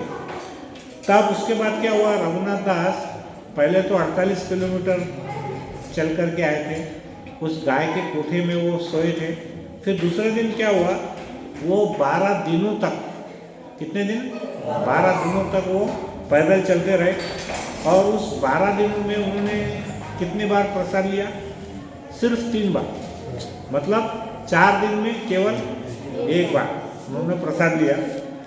और उन्होंने क्या किया, इससे क्या हुआ, उनके अंदर में एक तपस्या करने का जो भाव था वो जागृत हुआ। तो उनके बारे में आचार्य लिखते हैं कि उनके शरीर ने जरूर उपवास किया था, लेकिन आत्मा ने क्या किया, चैतन्य महाप्रभु से मिलने की दिव्य खुशी में दावत का मजा लिया। शरीर उनका उपवास था, तकलीफ में था, लेकिन आत्मा कैसी थी उनकी, बहुत ही दिव्य आनंद से भर गई थी, क्योंकि वो सब किसके लिए कर रहे थे, चैतन्य महाप्रभु से मिलने के लिए कर रहे थे। तो जब रघुनाथ दास जगन्नाथपुरी पहुँचे तो वो क्या हुआ, सीधा चैतन्य महाप्रभु से मिलने के लिए गए और चैतन्य महाप्रभु तो हजारों भक्त से वहाँ पर घिरे हुए थे। तो उनके साथ में उनके जो विशेष पार्षद थे चैतन्य महाप्रभु के, स्वरूप दामोदर, अभी जो मैंने नाम बताया था, स्वरूप दामोदर भी वहाँ पर मौजूद थे। और चैतन्य महाप्रभु ने रघुनाथ को देखा और रघुनाथ ने जैसे ही उन्होंने देखा कि चैतन्य महाप्रभु ने मेरे को देखा है, तो क्या हुआ, भाग कर गए और उनके दंडवत प्रणाम करके उनके चरण को पकड़ लिया और जकड़ लिया। तो ये सब भाव देख करके चैतन्य महाप्रभु उठ गए और उन्होंने क्या किया, रघुनाथ को अपने गले लगा लिया। अभी ऐसा मान के चलो 10,000 लोग बैठे हैं, हमारे जैसा कोई तो बीच में से भक्त उठा और सीधा राधानाथ महाराज के पास चला गया, महाराज ने उसको गले लगा लिया। अब बाकी के भक्तों को लगने वाला, अरे ये कौन व्यक्ति है भाई, बीच में ऐसा उठ के सीधा महाराज के पास चला गया। महाराज तो हमारे पास एक बार ऐसा ग्लैंस भी नहीं करते, दिखते भी नहीं, और ये कौन व्यक्ति है। तो जितने भक्त थे सब बड़े आश्चर्यचकित हो गए। और उनके सामने क्या हुआ, फिर चैतन्य महाप्रभु ने बोला कि स्वरूप दामोदर को बोला कि प्रिय स्वरूप, आज से रघुनाथ को मैं तुम्हारे हवाले सौंप रहा हूँ, और इसका नाम यहाँ से आगे क्या होने वाला है, स्वरूप दामोदर का रघु। क्या इसकी पहचान क्या होने वाली है, स्वरूप दामोदर का रघु, इस नाम से इसकी पहचान होगी। और उसके बाद क्या हुआ, रघुनाथ दास स्वरूप दामोदर के असिस्टेंट, मतलब असिस्टेंट सेक्रेटरी, उनके सेक्रेटरी कौन थे, स्वरूप दामोदर थे, तो उनके निजी सहायक बन गए स्वरूप दामोदर। और वहाँ पर जितनी भक्तों की भीड़ थी वो देख करके एकदम अवाक रह गई, शौक में चले गए। अरे भाई, ये ऐसा कोई तो व्यक्ति भागते हुए आया, चरण पकड़ लिया और उसको बोले कि ये स्वरूप दामोदर इसका देखभाल करेंगे और इसका नाम स्वरूप दामोदर का रघु ऐसा नाम हो जाएगा। तो वो सब लोग एकदम शौक में थे। फिर उसके बाद तो अवाक रह गए, अरे भाई हमें भी तो चैतन्य महाप्रभु, सोचने लगे कि अरे भाई हम भी तो चैतन्य महाप्रभु के भक्त हैं, लेकिन हमारे ऊपर में तो कभी चैतन्य महाप्रभु ने कभी दृष्टिपात भी नहीं किया, कभी देखा भी नहीं हमको, और इसको इतनी बड़ी कृपा कैसे मिल गई। तो इस प्रकार स्वरूप दामोदर की छत्र छाया में चैतन्य महाप्रभु का वो क्या करते थे, जो प्रसाद बच जाता था वो प्रसाद किसको मिलता था, रघुनाथ दास को। तो ऐसा वो कार्यक्रम चलते रहा और वो उसको बड़े प्रेम से ग्रहण करते थे। और जब रघुनाथ दास चैतन्य महाप्रभु का जो प्रसाद उच्चिष्ट बचता था वो जब ग्रहण करते थे तो उनके अंदर में अष्ट विकार ऐसे भाव आते थे और वो बहुत ही एक्सटेसी में, उत्तेजना में, भक्ति की उत्तेजना में, पराकाष्ठा में चला जाते थे। और उन्होंने क्या किया, लेकिन देखिए इनकी शुद्धता का लेवल देखिए, चैतन्य महाप्रभु का भी प्रसाद इन्होंने सिर्फ 5 ही दिन लिए। कितने दिन? 5 दिन। 6वें दिन से क्या किया उन्होंने मना कर दिया कि मैं अब इसको नहीं लूँगा, क्योंकि चैतन्य महाप्रभु का प्रसाद जो था ना वो बहुत ऑपुलेंट था। ऑपुलेंट मतलब क्या, स्वादिष्ट। तो उनको ऐसा लगा कि अगर मैं ऐसा स्वादिष्ट व्यंजन और भोजन करूँगा तो मेरी इंद्रिय तृप्ति के लिए मैं ज़्यादा उसमें मेरा पतन होने वाला है। तो फिर उन्होंने क्या किया, 6वें दिन से चैतन्य महाप्रभु का जो प्रसाद बचा हुआ था वो ग्रहण करना बंद कर दिया। और फिर क्या किया उन्होंने, और जो जगन्नाथपुरी का जो द्वार है वहाँ पर मंदिर के बाहर, वहाँ पर वो एक भिक्षुक के जैसे, एक भिखारी के जैसे खड़े हो गए और वो वहाँ पर जाकर के भीख मांगने लगे। और भीख मांगने में उनको अगर जो भी मिलता था वो प्रसाद वो ग्रहण करते थे। जिस दिन उनको कुछ नहीं मिलता था तो उस दिन वो भूखा ही सो जाते थे। तो उनको पूछा गया ना कि तुमने चैतन्य महाप्रभु का जो प्रसाद था, व्यंजन पकवान के जैसा था, उसको क्यों तुमने ग्रहण करना छोड़ दिया। तो उन्होंने बोला कि मेरे लिए महाप्रभु का जो प्रसाद है बहुत ही ज़्यादा भव्य है, मतलब वो दावत के समान है। इससे मेरा जो आध्यात्मिक दृष्टिकोण है वो कहीं धुंधला नहीं हो जाए वो ऑपुलेंट प्रसाद खा के। इसलिए मैं चाह रहा हूँ कि मैं बस उतना ही ग्रहण करूँ जिससे मेरी आत्मा और शरीर साथ में रहे, बस इससे ज़्यादा मुझको नहीं लेना है। तो उनकी नम्रता देख करके जब चैतन्य महाप्रभु को मालूम पड़ा तो वो इतने प्रसन्न हो गए। तो उन्होंने उनके सेवक, और वो कितने नम्र थे कि रघुनाथ दास चैतन्य महाप्रभु से डायरेक्ट बात नहीं करते थे।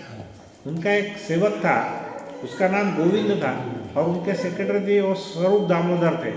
तो उनको अगर कोई बात करने की रहती थी तो वो स्वरूप दामोदर को या गोविंद को बोलते थे, डायरेक्ट चैतन्य महाप्रभु से बात नहीं करते थे। हालांकि देखा जाए तो वो बहुत ही ऐश्वर्यशाली, बहुत ही धनवान व्यक्ति थे अगर हम भौतिक दृष्टि से देखें, लेकिन वो कभी भी डायरेक्टली बात नहीं करते थे चैतन्य महाप्रभु। इससे हमको क्या सीख मिलती है कि हमारे जो वरिष्ठ आचार्य है या जो हमारे वरिष्ठ गुरु है, हमने डायरेक्ट जाके उनसे बात नहीं करना चाहिए, बराबर है। हमने किसी पार्षद को लेकर के उनके जो खास व्यक्ति है उसके थ्रू हमने जाना चाहिए। ये हो सकता है नए नए अनजाने में जब हमको कुछ पता नहीं रहता है हमने ऐसी गलतियाँ की है, मैंने भी की है।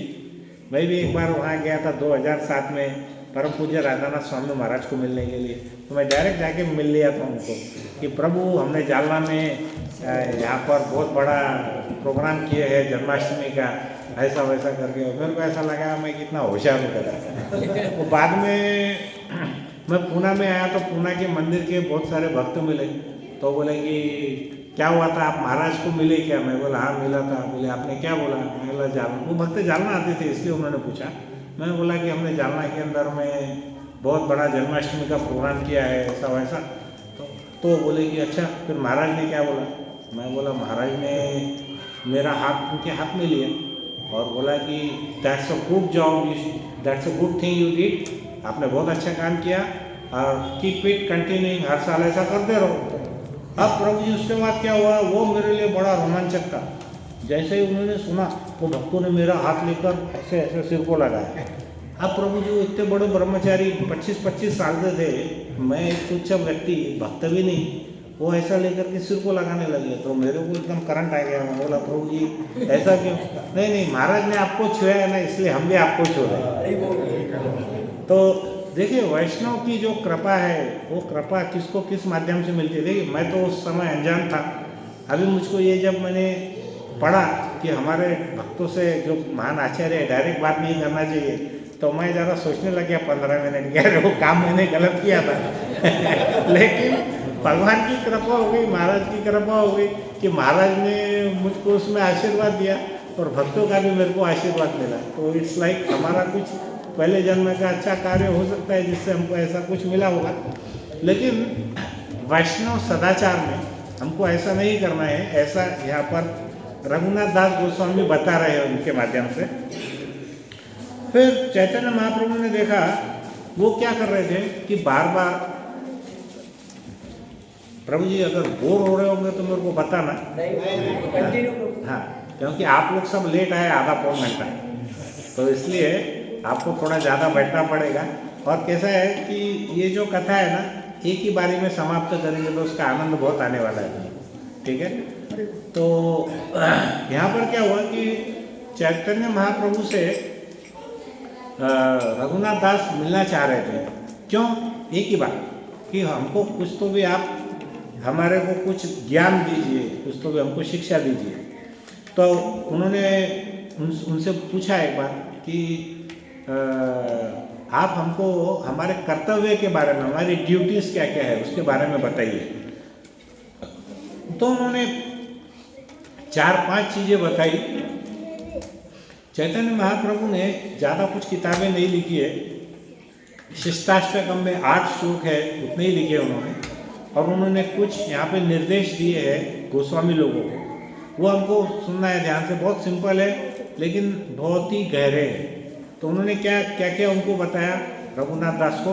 उन्होंने बोला कभी भी सांसारिक भौतिक लोगों के समान वार्तालाप न करें। क्या मतलब? सांसारिक लोगों का वार्तालाप यानी क्या है? माता जी लोग बोलिए, सांसारिक वार्तालाप आप क्या करते हैं घर के अंदर में? किससे बात करते हैं? सास बहू के बारे में, बहू सास के बारे में। और या तो फिर किसी ने नया साड़ी लिया या प्रभु जी ने नया गाड़ी लिया, ऐसा ही सब करते हैं ना बातें। पड़ोस में क्या हुआ, किसका भाजी कैसी बनी, फिर गांव में कौन सा लड़का कौन सी लड़की के साथ भाग गया, वो भी एक हॉट टॉपिक है। मैं कलकत्ता में था तो प्रभु जी ट्रेन में बैठा था मैं। आप यकीन मानिए, ट्रेन के अंदर में बंगाली औरतें थी, और बंगाली औरतें इतनी झगड़ रही थी वहाँ पे, और वो आपस में काय के बारे में बात कर रही थी मालूम है? मछली कैसे बनाते। अच्छा, वो मेरे को तो बंगाली पूरा समझता नहीं है, लेकिन इतना मुश्किल भी नहीं है, थोड़ा थोड़ा समझ रहा था मेरे को। तो क्या हुआ प्रभु जी, मैं पहले देखा कि भाई बातें कर रहे, तो आधा घंटा हो गया, 1 घंटा हो गया, 2 घंटा हो गया।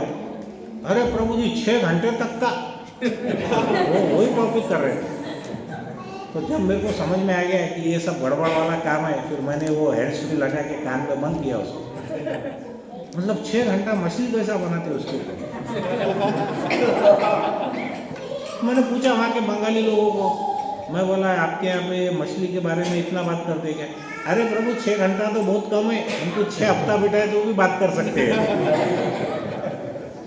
तो ऐसे ऐसे ये इसको क्या बोलते हैं? प्रजल, क्या बोलते हैं? फालतू की बातें करना। तो यहाँ पर चैतन्य महाप्रभु ने पहली शिक्षा क्या दी कि सांसारिक जो लोग हैं, वो जो भौतिक वार्तालाप करते हैं, उसको बोलते हैं प्रजल। न तो वो करना चाहिए और न ही सुनना चाहिए। बराबर है? ऐसा नहीं है कि हम कल से ही चालू कर देंगे, कोई हमारे भक्त आके या कोई प्रभु जी माता जी प्रजल क्या है कि कान बंद करके, ऐसा नहीं करना है। मैं क्या बोला, हमको नाटक करना है, बाहर से दिखाना है कि हम सब तुम्हारा सुन रहे हैं, लेकिन अंदर से क्या करना है? जो भगवान साधु शास्त्र, गुरु साधु शास्त्र जो बोलते हैं उसका पालन करना है। तो पहला उन्होंने बोला कि प्रजल्प नहीं करना। समझ, प्रजल्प का अर्थ समझ में आया सबको? प्रजल्प बहुत बोलते हैं बार बार, फालतू की वार्तालाप, प्रजल्प।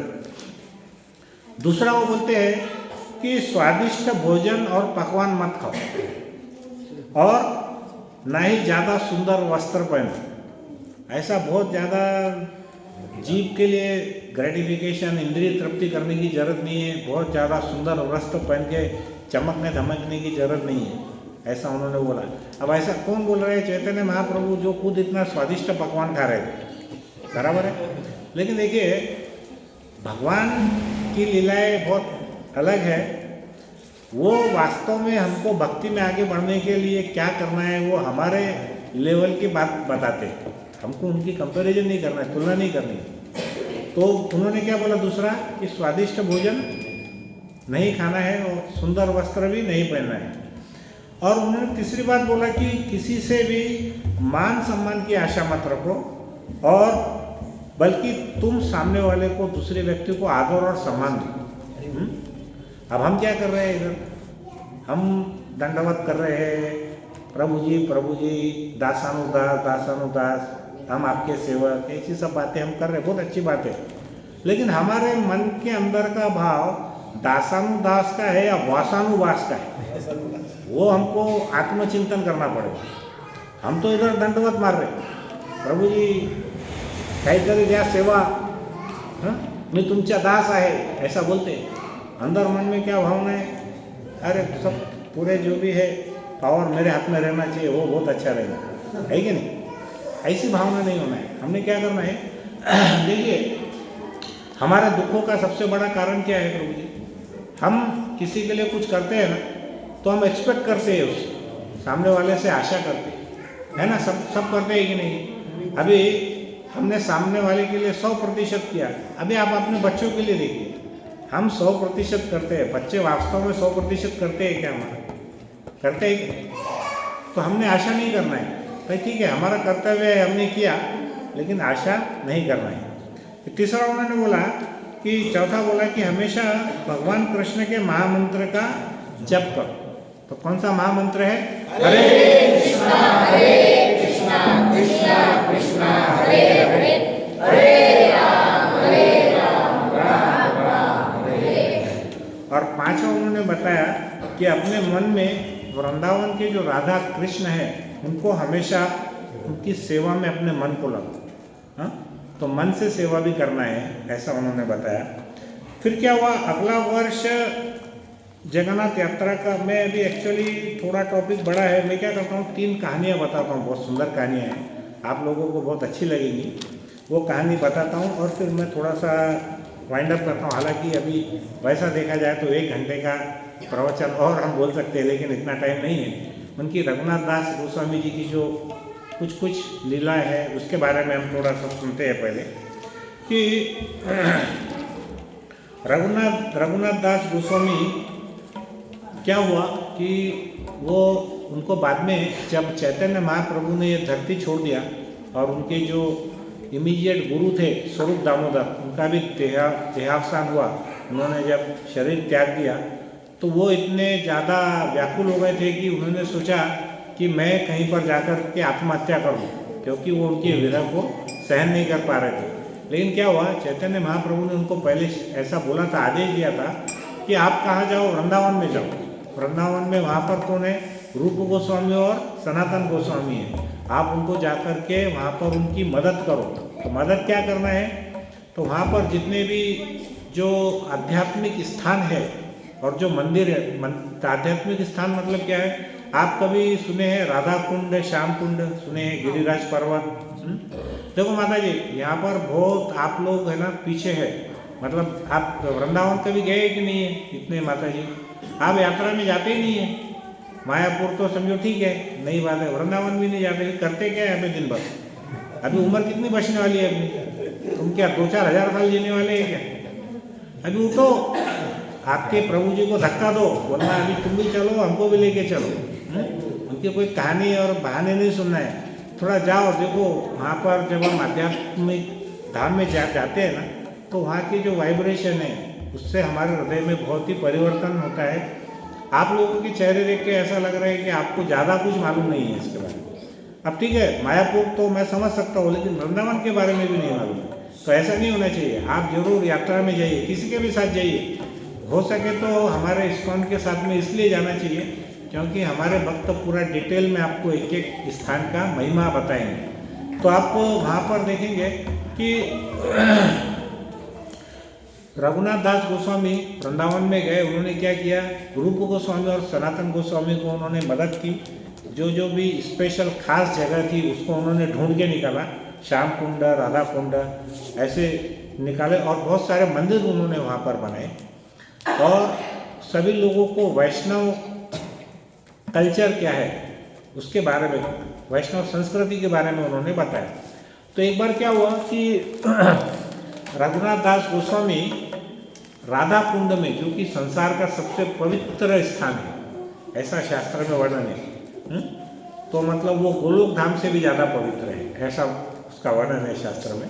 वहाँ पर बैठ कर के रघुनाथ दास गोस्वामी क्या कर रहे थे, हरे कृष्ण का महामंत्र का जप कर रहे थे और उनके सामने वहाँ पर सनातन गोस्वामी भी बैठे थे। तो क्या हुआ कि कुछ देर के बाद में धूप जब निकल गई, एकदम कड़क धूप रघुनाथ दास के ऊपर में गिरने लगी। तब सनातन गोस्वामी भी ध्यान में थे लेकिन उनको कुछ आवाज़ सुनाई। तो जब आँख खोलकर उन्होंने देखा तो उन्होंने क्या देखा कि खुद राधा रानी अपना पल्लू लेकर के रघुनाथ दास गोस्वामी के ऊपर में छाया कर रहे। तो ये कोई मनगढ़ंत कहानी नहीं है, ये बहुत शुद्ध आचार्यों के लेवल की बात मैं आपको बता रहा हूँ। तो राधा रानी खुद इतनी कोमल थी कि वो धूप के कारण में खुद लाल हो गई थी, उनके शरीर से पसीना टपक रहा था, लेकिन वो अपने भक्त के लिए ऐसी पल्ला लेकर के, छाया लेकर के खड़ी थी। तब रघुनाथ सनातन गोस्वामी क्रोधित हुए। उन्होंने बोला कि अरे देखो, तुम ये बाहर बैठ के तपस्या कर रहे हैं, हमने भगवान की सेवा करनी चाहिए कि भक्तों ने भगवान की सेवा करना चाहिए या भगवान ने भक्तों की सेवा करना चाहिए? तो अभी क्या करो, तुम एक काम करो, तुम यहाँ पर एक कुटिया बनाओ और कुटिया में जाकर के तुम वहाँ पर भजन कीर्तन करो। तो उस समय के बाद से कुटिया का प्रचलन चालू हुआ। नहीं तो उसके पहले क्या होता था कि जितने साधु सन्यासी थे झाड़ के नीचे बैठ करके करते थे। एक किस्सा और भी हुआ था इसके पहले का, वो ये हुआ था कि जब रघुनाथ दास गोस्वामी भजन कीर्तन जप में मग्न थे तो एक शेर वहाँ पर आया और शेर आकर के वो उनको खाने के चक्कर में फिराक में ही था कि तभी वहाँ पर कृष्ण भगवान अवतरित हुए और कृष्ण भगवान के हाथ में एक डंडा था। उन्होंने डंडा वो उस सिंह को मारा तो फिर वो वहाँ से चला गया। ये भी सीन किसने देखा था? सनातन गोस्वामी ने। तो पहली बार जब उन्होंने ये सीन देखा था तो उन्होंने बोला था कि आप ऐसा बाहर जंगल में तपस्या मत करो, कुटिया बनाओ। लेकिन सनातन गोस्वामी सोचे कुटिया बनाने में जितना समय जाएगा उसमें मेरी कितनी सारी माला रह जाएगी। तो उन्होंने क्या किया, कुटिया बनाई। फिर दूसरी बार जब राधा रानी खुद आकर के उनका साड़ी का पल्ला उनके ऊपर रखी और जब सनातन गोस्वामी ने देखा तो बहुत क्रोधित हुए और क्रोधित होकर के उन्होंने जब बोला कि देखो, तुम भगवान की सेवा ले रहे हो, तुम राधा रानी की सेवा ले रहे हो, तो तुम कितने पतित हो, हम बहुत पतित हैं अगर हम उनकी सेवा लेंगे तो। फिर उसके बाद में रघुनाथ दास ने क्या किया, एक बहुत अच्छी कुटिया बनी। अगर आप कभी वृंदावन में जाएंगे तो राधा कुंड के पास में रघुनाथ दास गोस्वामी का बहुत अच्छी कुटिया बनी हुई है वहाँ पे, जहाँ पर उनकी समाधि है, जहाँ पर वो कीर्तन करते थे। इसके पश्चात क्या हुआ कि रघुनाथ दास गोस्वामी एक बार कीर्तन कर रहे थे, उनके बहुत सारे भक्त थे, सैकड़ों भक्त थे। तो उन्होंने क्या किया कि वो क्या करते थे, वो इतने बड़े तपस्वी बन गए कि वो केवल छाछ की 3 बूंद लेते थे। छाछ बोले तो बटर मिल्क, मराठी में क्या बोलते थे? ताक की कितनी बूंद लेते थे? 3 बूंद लेते थे, बस 3 ही बूंद लेते थे और वो कुछ नहीं लेते थे दिन भर। तो एक बार क्या हुआ कि सुबह ऐसा हुआ कि जब रघुनाथ दास वहाँ पर बैठे थे तो वो एकदम से मूर्छित हो गए, नीचे गिर गए। मूर्छित होने के बाद में उनके जितने भी भक्त थे उनको बड़ा तकलीफ हुई और उनको लगा कि ये जो हमारे गुरुजी है ये कुछ भी नहीं खाते, भूखे रहते हैं, 3 बूंद ताक की लेने से क्या होने वाला है? हाँ, इधर तो कई कटोरियाँ भी लेने के बाद में भी हमको भूखे के भूखे ही हम। तो वो सोचे कि बेचारे भूख के कारण में ये नीचे बेहोश हो गए। तो उन्होंने क्या किया, वहाँ का जो वैद्य था, राज वैद्य, उस एरिया का जो राजा था, उसके वैद्य को बुलाया। वो वैद्य आया और उनको बोला कि क्या हुआ, तो बोले ये हमारे गुरुजी है, ये भूख के कारण में बेहोश हो गए, तो आप जरा देखो इनका क्या करना है। तो राज वैद्य था, सबसे बड़ा वैद्य था, उसने वहाँ का नाड़ी देखा उनका, और नाड़ी देख के उसने बोला कि उनको सब भक्त बड़े जमा हो गए, जिज्ञासु थे कि भाई हुआ क्या इनको। तो बोले ये जो बेहोश हुए ना, एक्चुअली कम खाने की वजह से नहीं हुए, ये ज़्यादा प्रसाद लेने की वजह से। तो दो चार भक्त गर्म हो गए, तुम काय के वैद्य है, तुम्हारे किसने सिखाया। तो तीसरा बोला काय का राज वैद्य है ये। अरे बोले हम यहाँ पे हमारे गुरुजी के साथ में महीनों महीना रहते, 3 बूंद छाछ की लेते वो, तो ज़्यादा कैसा खा सकते। तो उनके आपस में झगड़े चालू हो गए, राज वैद्य वर्सेस बाकी के भक्त। तो राज वैद्य ने बोला रुको रुको, तुम ऐसा मत करो, एक काम करो, मैं आपके गुरुजी को अभी जगह देता हूँ, मैं जड़ी बूटी दे करके, फिर आप उनसे ही पूछो कि क्या सही है क्या गलत है। बोले हाँ ये बात सही है। तो उन्होंने क्या किया, कुछ जड़ी बूटी दे करके पानी वानी का छिट्टा दिया। तो जो उनके गुरुजी थे रघुनाथ दास गोस्वामी, वो होश में आए, और होश में आकर के फिर सब उनके भक्त जमा हो गए। बोला गुरुजी आप कुछ देर के लिए मूर्छित हो गए थे, हमने राज वैद्य को बुलाया और ये वैद्य बोलता है कि आप मूर्छित इसलिए हो गए क्योंकि आपने ज़्यादा प्रसाद लिया। तो गुरुजी देखे कि उनके सारे भक्त बड़े गुस्से में थे और राज वैद्य के लिए। तो उनके गुरुजी क्या कि कुछ बोले नहीं, सिर्फ एक छोटी सी स्माइल दी। तो भक्तों का ज़रा पेशेंस कम हो गया, बोला कि अरे प्रभु जी हम इतना देर से परेशान हैं आपको देख करके, कुछ तो बोलो क्या हुआ। तो वो गुरुजी ने बोला इन्होंने क्या बोला। बोले इन्होंने बोला कि आपने ज़्यादा प्रसाद लिया इसके लिए ऐसा हो। तो गुरुजी बोले कि ये जो राज वैद्य बोल रहे हैं ये सही बोल रहे हैं, ये सही बोल रहे हैं। बोले प्रभु जी तीनों टाइम 24 घंटे 8 प्रहर हम आपकी सेवा में रहते, किसने भक्त ने आपको क्या खिलाया वो तो बताओ, हम तो कुछ बना ही नहीं आपके लिए, आप तो खाली 3 बूंद छाछ की लेके रहते, पैसा कैसे संभव है। तो रघुनाथ दास गोस्वामी बोले कि कल रात में सपने में राधा रानी आई थी मेरे सपने में, और उन्होंने मेरे लिए खीर बनाई, और खीर बना करके, मुझे खीर बहुत पसंद है, और जब उन्होंने मुझे दी तो मैं बहुत दिनों से ऐसी कभी खीर सुगंधित और इतनी स्वादिष्ट खीर कभी खाया नहीं, और मुझे कुछ समझा ही नहीं, और मैंने वो जो खीर है बहुत ज़्यादा खा लिया। तो बहुत ज़्यादा खाने से इतनी शरीर को आदत नहीं थी, तो मेरा अपचन हो गया, और उसके कारण अपचन के कारण में मैं बेहोश हो गया। तो सभी भक्त बड़े आश्चर्यचकित हुए, और राज वैद्य बोला देखो देखो मैंने बोला था ना इन्होंने ज़्यादा खाया करके। तो बोलने का भाव ये है कि कृष्ण भगवान और राधा रानी कैसे भावग्राही है। भावग्राही मतलब अगर हम भावना से भी उनके पूजा करते हैं, उनकी भक्ति करते हैं, तो वो उसको ग्रहण करते हैं। मान के चलिए हमको एकादशी के दिन भगवान का अभिषेक करना है, राधा रानी का और कृष्ण भगवान का, और हमारे पास में अगर कोई बहुत ज़्यादा धन संपत्ति नहीं है, या बहुत अच्छा सुंदर सजाने के लिए कोई वस्त्र नहीं है, या बहुत अच्छे सुगंधित फूल नहीं है, लेकिन अगर हमारी भावना शुद्ध है और हम ऐसा विचार करते हैं मन में कि मैंने भगवान को इतना अच्छा डेकोरेट किया, मैंने उनके लिए चमेली के गुलाब के फूल लाए, मैंने उनके लिए प्रसाद लिया, अगर आपका भाव शुद्ध है, हमारा भाव शुद्ध है, तो भगवान उसको क्या करते हैं, ग्रहण करते हैं। तो उसको क्या बोलते हैं, भावग्राही। तो भगवान ऐसे भावग्राही है।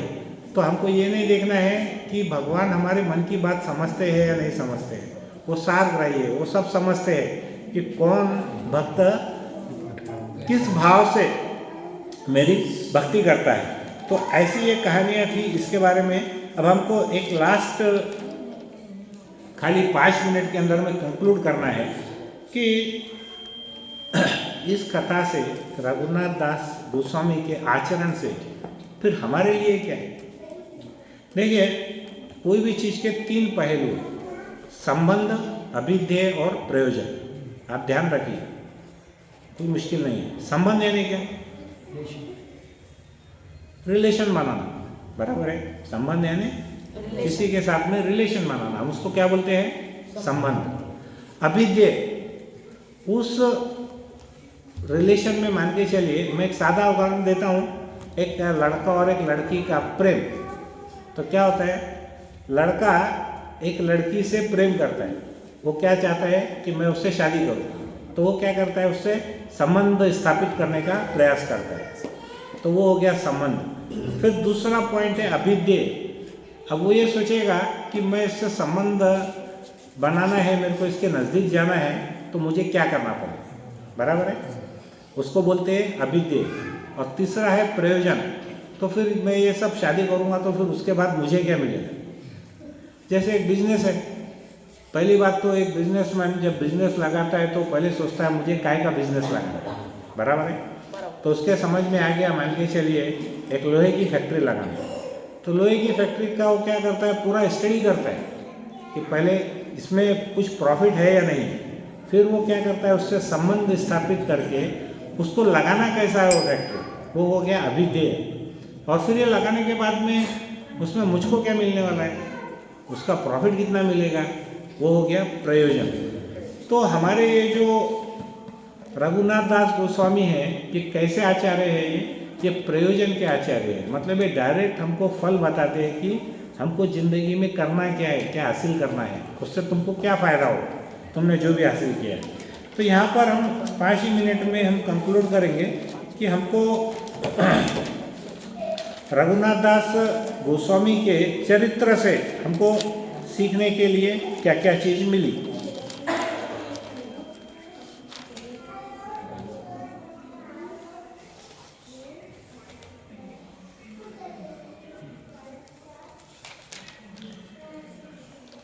पहला पॉइंट देखिए, अभी 5-7 मिनट में ही ख़त्म करूँगा, तो ज़्यादा आप पैनिक मत होइए। पहला पॉइंट है, हमको भौतिक ऐश्वर्य में ज़्यादा लिप्त न होकर आध्यात्मिक प्रगति के मार्ग पर अग्रसर होना चाहिए। हमारे पास कितना भी ऐश्वर्य क्यों न हो, हम कितने भी सुंदर क्यों न हो, कितने भी बुद्धिमान क्यों न हो, कितने भी बलशाली क्यों न हो, और कितना भी हमको यश क्यों न मिले, लेकिन हमारा जीवन कैसा होना चाहिए कि आगे के जैसा होना चाहिए, हमको उसमें आसक्त नहीं होना है। तो ये उदाहरण बराबर बैठता है फिट रघुनाथ दास के चरित्र को देखते हुए। उनके पास क्या चीज़ की कमी थी, किसी चीज़ की कमी नहीं थी, बराबर है। उनके पास में ऐश्वर्य था, उनके पास स्वर्ग की अप्सरा के समान सुंदर स्त्री थी, तभी वो उसमें आसक्त नहीं हुए। और ये कहानी हमको बताती है कि किस प्रकार भगवान कृष्ण और राधा रानी हमारी भक्ति देखकर ही हमारे ऋणी हो जाते हैं, वो हमारे कर्जदार हो जाते हैं जब हम भक्ति करते हैं। इसलिए भगवान क्या करते हैं, आपको सब देंगे लेकिन भक्ति देते नहीं है। देते हैं क्या भक्ति? क्यों नहीं देते, कभी सोचे है क्या? देखो, हम देवी देवताओं के पास जाते हैं, और उसको बोलते हैं ना, हम नवस करते हैं कि हमको ये दे दो, वो दे दो, बंगला, गाड़ी, घोड़ा, स्त्री, सुंदर लड़की, कन्या, ये वो हमको देवी देवता दे देते हैं। लेकिन अगर हम भगवान कृष्ण के पास जाकर के बोलेंगे कि आप हमको भक्ति दो, तो भगवान भक्ति देने वाले नहीं है। क्यों नहीं देने वाले? क्योंकि एक बार भक्ति दे दिए तो भगवान को खुद आपके यहाँ पे नौकरी करना पड़ती है कि घर में। अगर वो भक्ति देते हैं तो क्या करते हैं, भगवान आपके ऋणी हो जाते हैं, वो आपकी बात को उनको सुनना पड़ता है। इसलिए भगवान हमारे ऋणी होते हैं। लेकिन जो वास्तव में आत्मा का सुख है, शाश्वत सुख है, वो कहाँ से मिलता है? भगवान कृष्ण की आराधना से। देखिए, मैं हमेशा बोलता हूँ कि जब हमारे घर में किसी की मृत्यु होती है तो पंडित जी कौन सा उपवास रखने को बोलते हैं? अरे एकादशी का बोलते हैं कि गणेश जी का, कि शंकर जी का, कि पार्वती जी का, कि सरस्वती माता, दुर्गा माता, बोलो ना एकादशी। क्यों बोलते हैं एकादशी? दुर्गा माता का क्यों नहीं बोलते, शंकर जी का क्यों नहीं बोलते? कभी सोचे क्या आपने? हाँ, मुक्ति मिल जाएगी। इसका मतलब ऐसा है कि हम अगर भगवान का उपवास करते हैं एकादशी का, तो क्या होता है, इस जिंदगी के साथ भी और जिंदगी के बाद भी, इस लोक में भी और परलोक में, दोनों में हमारी मुक्ति होने वाली है। करेक्ट? इसलिए एकादशी का उपवास होते हैं। बाकी के जितने भी उपवास हम करते हैं ना, वो केवल हमारे को, जब तक हमारा भौतिक शरीर है, जब तक हम जिंदा है, तब तक ही उसका लाभ मिल सकता है। मरने के बाद में जैसे ही शरीर छूटा वो सब हमारे लिए कोई काम के नहीं रहते, बराबर है। तो इसलिए हमको देखना है। और यहाँ पर हम देखेंगे कि गुरु की कृपा हमको डायरेक्ट नहीं मिलती, एक बात ध्यान में रखो, है ना। तो हमको क्या करना है, भगवान के जो भक्त है, दासों के दासों का दास है, उनके शरण में जाना है और उनसे प्रार्थना करना है कि आप हमारे लिए कुछ कीजिए ताकि भगवान की भक्ति हमको मिल सके। ऐसा एक हमको सीखना है। जैसे यहाँ पर उदाहरण था कि वो कभी भी चैतन्य महाप्रभु से डायरेक्ट बात नहीं किए, उनके जो असिस्टेंट थे स्वरूप दामोदर, या तो उनसे बात किए या तो गोविंद से बात की। और जब चैतन्य महाप्रभु की शरण गति लेने के पहले उन्होंने नित्यानंद प्रभु से गिड़गिड़ा कर रोए उनके चरणों में, तब जाकर के उनको चैतन्य महाप्रभु मिले। तो हमको ये देखना है कि हमारे जो रघुनाथ दास गोस्वामी है ये कैसे है, ये त्याग के प्रतीक है। और इनसे हमको जीवन में ये सीखना है कि हम कितनी भी बाधाएं क्यों ना आए, हम किसी भी परिस्थिति में क्यों ना रहे, लेकिन हमको भगवान की भक्ति अगर करना है तो हमको दृढ़तापूर्वक भगवान की भक्ति करना है। हमारे साथ पीछे बहुत प्रलोभन आने वाले हैं, हमारी फैमिली आने वाली है, हमारे रिश्तेदार आने वाले हैं, लेकिन हमने कैसा रहना है। ये तो आचार्य थे, घर बार छोड़ दिए, हम तो घर बार नहीं छोड़ सकते, तो फिर हमको कैसा रहना है, हमको बाहर से बताना है कि हम आपके बहुत प्रिय है, लेकिन अंदर से जो हमको गुरु साधु और शास्त्र बताते हैं हमको उसका ही पालन करना है। अगर हम ऐसा करेंगे तो हमारा ये जो जीवन है वो तो सुधरने ही वाला है। और हमारे इस देह को छोड़ने के बाद में जब हम परलोक जाएंगे तो वो भी हमारा जीवन सुधरेगा। ठीक है, किसी को कोई प्रश्न है इसके बारे में, कुछ पूछना है तो पूछ सकते हैं। तो ऐसा ये आज हमारा जो रघुनाथ दास गोस्वामी का एक संक्षिप्त एक हमने उनके चरित्र के बारे में कुछ श्रवण करने का प्रयास किया है। ऐसे षण गोस्वामी में से हमने एक ही गोस्वामी के बारे में सुना है, ऐसे बहुत सारे गोस्वामी हैं, लेकिन ये एक महान संत की कैसी जीवनी रहती है, हमको उससे हमारे जीवन में उसका अनुसरण करना है, उसको हमने कोशिश करना है फॉलो करने की। ठीक है, तो सभी भक्तों का बहुत बहुत धन्यवाद। यहाँ पर आप सब लोग पधारे। तो यहाँ पर हम कंप्लीट करेंगे।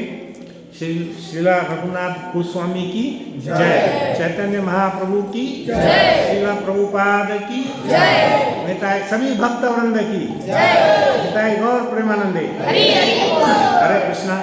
मेरा उतना कोई लेवल नहीं है, मैं कोई बहुत बड़ा भक्त नहीं हूँ, लेकिन कुछ कहानी के माध्यम से हम बताने का उसमें हम प्रयास करते हैं ताकि ये मेरी खुद की शुद्धिकरण उसके अंदर में हो, ऐसी भावना है उसके पीछे। आप सब लोग पधारे, आपका अमूल्य समय दिया, बहुत बहुत धन्यवाद। हरे कृष्ण। प्रभु जी आपका धन्यवाद।